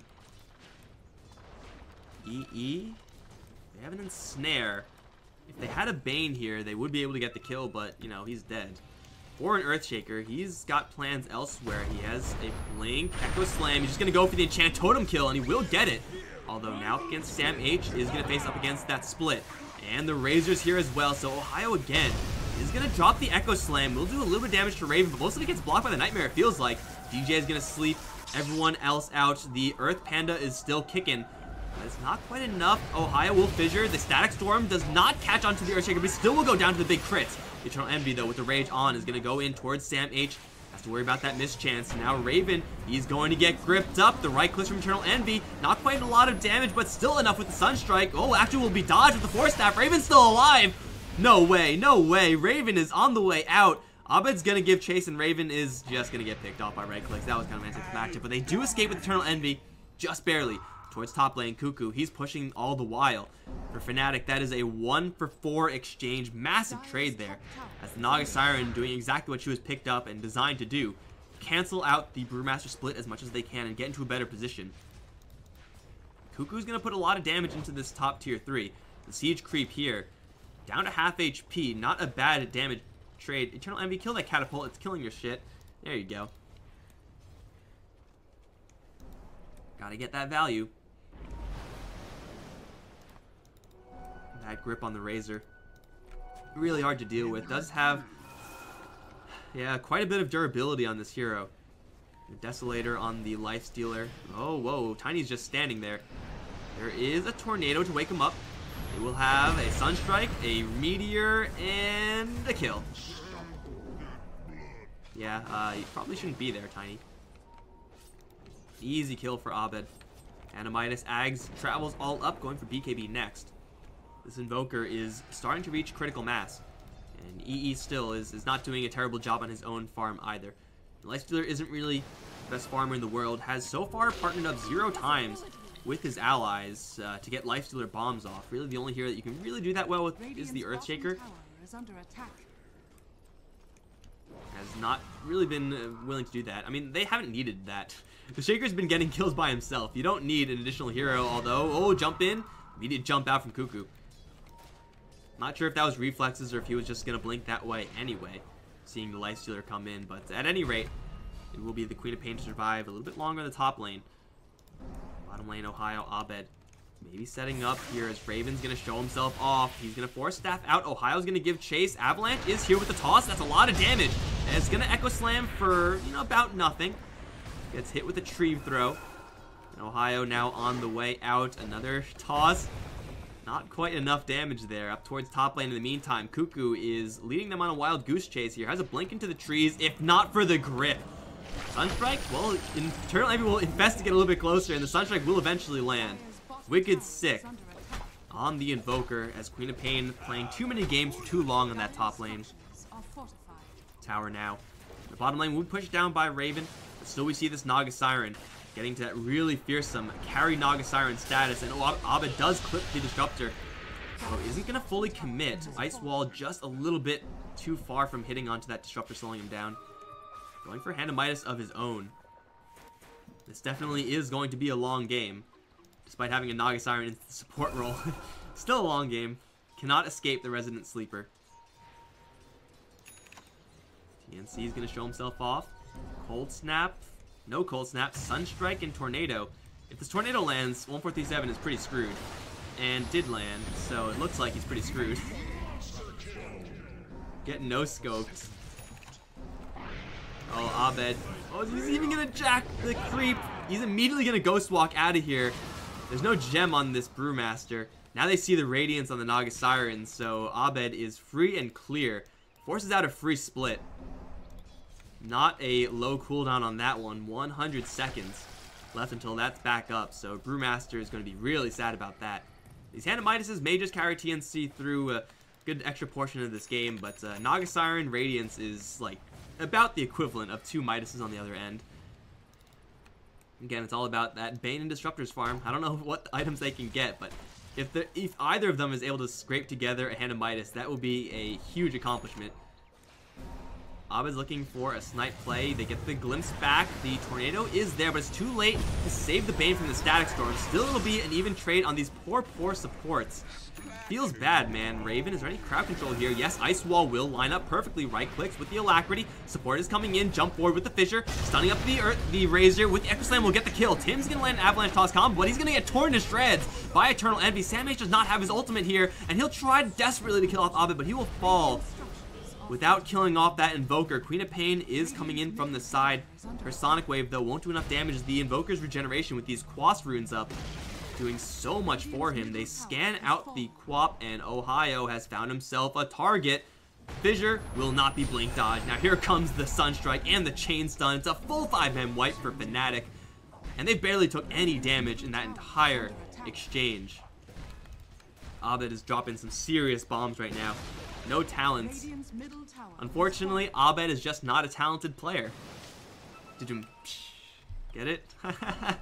I wish I had a laugh track for this cast. I would use it like never, but still. Dude is stacked as hell. The BKB on the way soon. The Roshan is only the first one, but with the Desolator and the farm that Eternal Envy has, should be a pretty easy clear. Of course, with DJ shoving out this bottom lane, thanks to these Radiance illusions, pretty easy time. I mean, Radiance on Naga Siren is always going to be great for mostly the illusions, but also just in the middle of these fights, looking at heroes like Tiny, looking at heroes like Razor, these really high damage heroes with not that much attack speed, if they miss a single time, thanks to that Radiance mischance, they are so sad. Of course, you're going to have to roll kind of lucky, but you never know what can happen in these fights. Speaking of, you never know what's going to happen, Tim's. Oh, farming from the high ground. Interesting. I guess you could do that since this is like essentially old Ags on Tiny. With the tree grab. 3,300 for the Naga Siren. Is that travels for her? Is that going to be Manta style next? She can get to a really cancerous state in the game. You can tell already DJ is picking up the pace. Ooh, we do have an item on the Bane. Not an expensive item, not a huge item, but it's an item. Medallion. On the Disruptor, on the other hand, so close to that Hand of Midas recipe, yet so far away. Speaking of far away, Queen of Pain is far away from any sort of help, and Ohio blinks out of there before the avalanche can take effect. Abed gets the kill spree. Eternal Envy is coming in. He is raged up, so he's going to walk right through. The Link is onto this life steal, so a lot of damage is going to be given into Raven. Eternal Envy, though, has the Aegis. He doesn't really care. He's just going to right-click down on this Razor. BKB is up, though, and the Razor will fall. He is not going to get put to sleep because of that BKB. And he's going to try to whip down the Invoker, but now here comes the grip. Will be canceled very quickly by Pilot Die. Raven still will fall, as Abed is going to get out of there. He'll be just fine. Tim's low on mana, low on health, low on support, is going to fall afterwards. Beyond Godlike Spree, like twice over here for the Invoker. Sam H has a Shadow Blade, and he will use it to get out of this engagement, but Fnatic, they lose absolutely nothing except for that Aegis on the Lifestealer, exactly what it's supposed to do. And now as a full 5-man squad will bust up the high ground. Tiny is going to buy back. But I'm not really sure what he can actually do here. Maybe blink toss someone into the tier 4s. That's their best bet. Fissure is going to clip onto the Tiny. Tornado. Blink back on Abed will do very little. EMP onto Tim's will deplete his mana pool. Eternal Envy is going to be caught in the middle of things, but with the open wounds, just turn around on Tim and just demolishes him. That's 0 armor for you right there. The Brewmaster has no split to get out of this one. Takes a Sunstrike to the head. Double kill for Eternal Envy. And now TNC are kind of just chain feeding in. Now, fortunately for TNC, Fnatic don't have a lot of mana here, so the most likely they will be forced to back off and get some Shrine action or get some Fountain action or something. But, unfortunately for TNC is that they have very little going for them. Cuckoo, is he just dead here? Eternal Envy is pretty persistent. Although, he's not doing quite enough damage, doesn't have a bash or anything like that, has opted for a Force Staff. Interesting. It's an anti-Razor tool. Just, if you get linked, if you Force Staff out with the right positioning with Sanj and Yasha, you should be able to break the link. And that's really the big concern for EE. It's not how do I do damage, it's how do I prevent giving damage to this Razor. And you know what? EE gets a lot of shit for going for really weird builds. This is a really nice one, I think.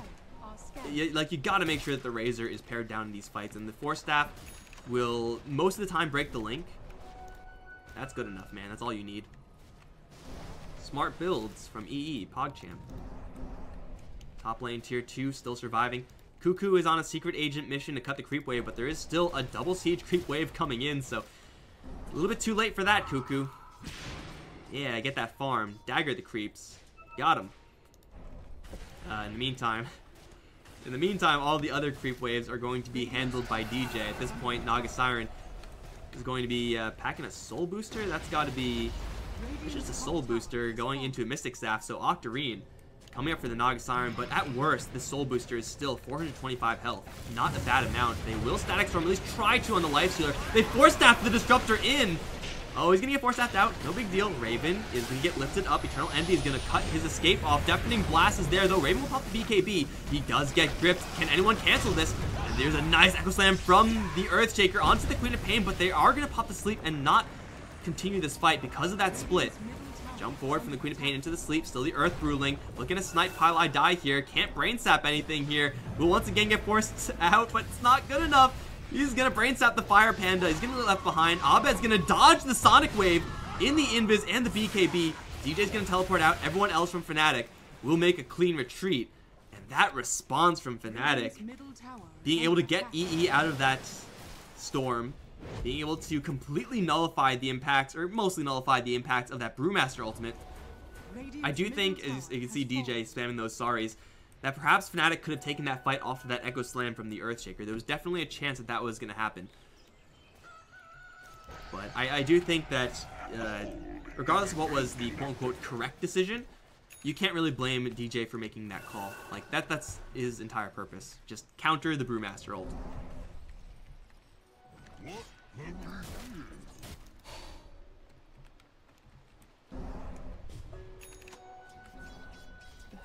I keep on hearing that noise. Some device near my computer keeps on making that. If it's not my computer, I have no idea what it is. And I have no idea if you guys can hear it. I hope you guys can't, because it's really annoying. AC being built on the Life Stealer. A little bit of weird EE responsiveness in that Force Staff. Again, I do like that pickup quite a bit here. Gonna go right back into a little bit more of a normal Life Stealer build.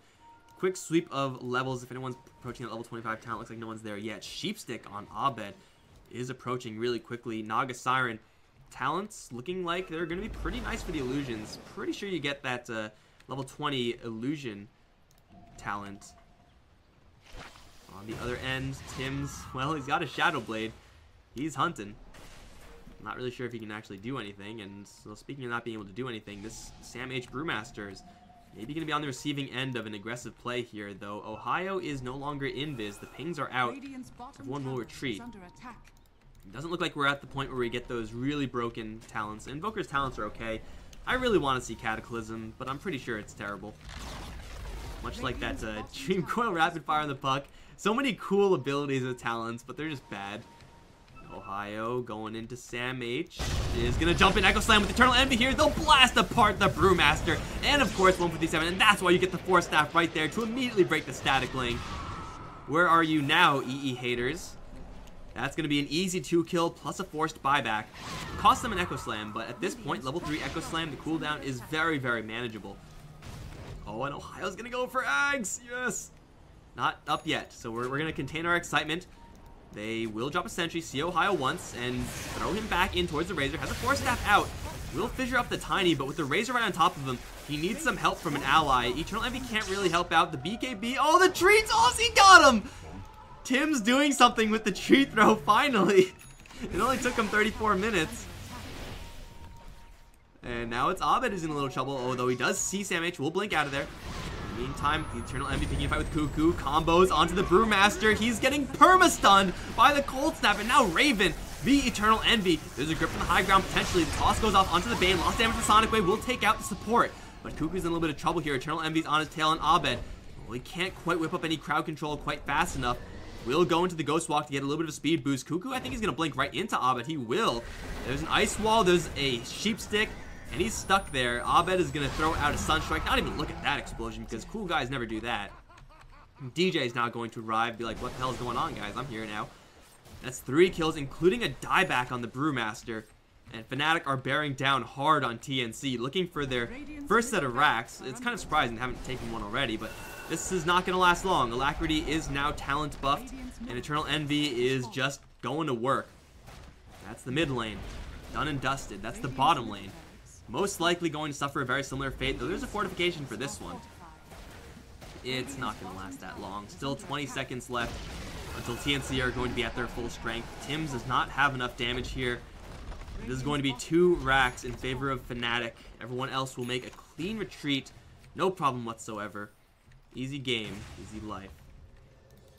Naga Siren is still that backup hero for Fnatic. Has not, obviously was not in that last fight. That was pretty much all EE and of course all Abed on that Invoker. But she's there if the team needs her. She is going to fan out a million illusions in every which way. Even without the Manta style, no additional illusions from that. This lane pressure is going to be already intense thanks to the super creep, but even worse thanks to the momentum provided by this Naga Siren illusion set. Fnatic have the entire map on lock, and of course when that happens, that means you get a second Roche for free.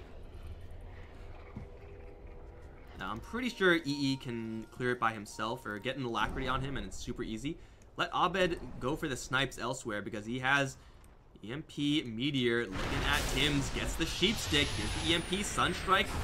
Well, the EMP will land, but nothing else will. Song of the Siren is going to be used to try to catch this Tiny or get the Invoker out. I mean, it's a level 3 ultimate, so the cooldown is really manageable there. Plus, it's Octarined, so whatever. It's fine. It's going to be up when they need it. Although, this is like the worst possible timing. I don't think it's going to really matter, because they're going to be able to kill Roche so quickly. But using Song of the Siren, then immediately going to Roche is usually not what you want to do. They have a double damage rune on the Lifestealer, has the extra rage duration. You go for this, I think, 100% of the time. I have not seen anyone get the other side piece damage slash lifesteal. It's a strong talent, but it's just 2 seconds of magic immunity in addition is insane. That's Aegis for EE. That's a refresher orb on Abed. There's a cheese on someone here. It's on the Shaker. Fnatic are looking for their full megas. Razor. Yeah, he's no longer on top of the net worth chart. He's not been there for a very long time. The Quap, the Tiny, the Brew, all having absolutely miserable games. Unfortunately, the Tiny experiment looks like it did not pay dividends here for TNC. That's, well, bottom lane, still these Naga Siren illusions are making themselves very annoying. And now they'll be even more annoying. Oh my god. Heart of Tarask on Naga Siren, 4,000 HP on these illusions as well. And obviously they do take additional damage, but still, I mean, let's just say they take regular damage, then they're at like 1,000 HP. There's still 1,000 HP illusions with Radiance wandering around. Glimpse does kill illusions instantly, which is kind of nice, but you don't really want to be doing that as a Disruptor.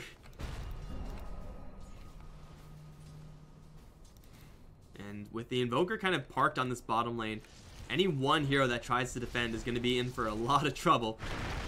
Forge Spirits will spot Tims. There is Sentry here, so Ghost Walk is not going to be incredible for the Invoker in this particular area.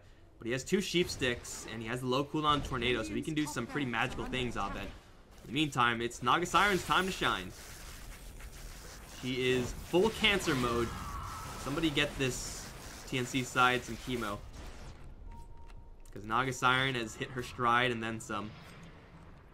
Pretty sure she's just easily going to overtake Eternal Envy, who is just trying to manage his inventory slots to get himself a Lincoln Sphere. Is not really amazing item in this game, but honestly he doesn't really need anything, so you might as well get whatever you can get. Jump in, Echo Slam onto Tims, is going to go invis, but the Sunstrike doesn't care if you're invis. Boom goes the Rockman, and they also do see these Observers and Sentries. They'll clear them out with the Shaker's Gem. Tiny down for 70 seconds. Of course, getting kills in this bottom lane, really want to go towards top lane. That's where the real benefits lie. They will just de-ward the entirety of the Radiant base. Ohio's kind of low on mana, though he does have a cheese. Really don't want to use that as a mana potion. Oh, Aghanims, it's almost here. The Flying Dunker. Eternal Envy with the Rage, extra duration, plus the Alacrity. Easy racks. What racks? There's no racks there. They'll put everyone else to sleep.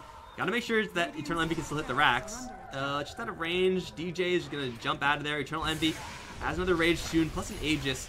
Is gonna actually just immediately infest out. He's a little bit vulnerable here, but with the Aegis and all the backup, it's definitely not vulnerable enough. Naga Siren actually teleported all the way back to the base. Curious she went that far. But she needed a little bit more mana, perhaps. Jump in from Abed. Here's the Hex and the double Sunstrike Meteor on the Razor. Oh my god, that is the true Cataclysm right there. Eternal Envy's going ham. 1437, 2-shot, and Cuckoo Permastun is going to go down as well. The grip is onto the Earth Panda. Doesn't matter. GG's already called. And Fnatic will not just beat TNC, they will embarrass TNC. They will destroy TNC. This was a true showing. Turns out, Abed's a good invoker. Turns out Eternal Envy knows how to play carry. And still, I gotta say, in this entire set for Fnatic, Ohio, what an MVP. Carried the hell out of that last game defensively with the Tusk. This time, offensively with the Shaker. Definitely overperforming in such a rough lane matchup as well, going up against that Razor. Being in a safe lane makes an absolute world difference. TNC maybe try to take a step away from the Razor, maybe not pick up Tiny first phase, because that actually didn't do anything the entire game. Feels bad, man. Hopefully next time for Tiny. I love me some Tiny, but I'm not really sure if first pick is really the spot for him. At any rate, guys, it is going to be Fnatic versus Mineski tomorrow for the finals. Winner of that best of 5 is going to qualify for the Summit 8. But we're done here for today. I'm Mike Loris. It's been a pleasure casting these games for you guys. If you enjoyed the games, well, of course, tomorrow at 10 CET is going to be the best of 5 match, so you definitely don't want to miss that. If you enjoyed the casting and the excellent camera work, you can follow me on Twitter at Mike Loris. Follow my Twitch channel, Facebook, whatever. Thank you guys for watching, and I'll see you guys next time. GG.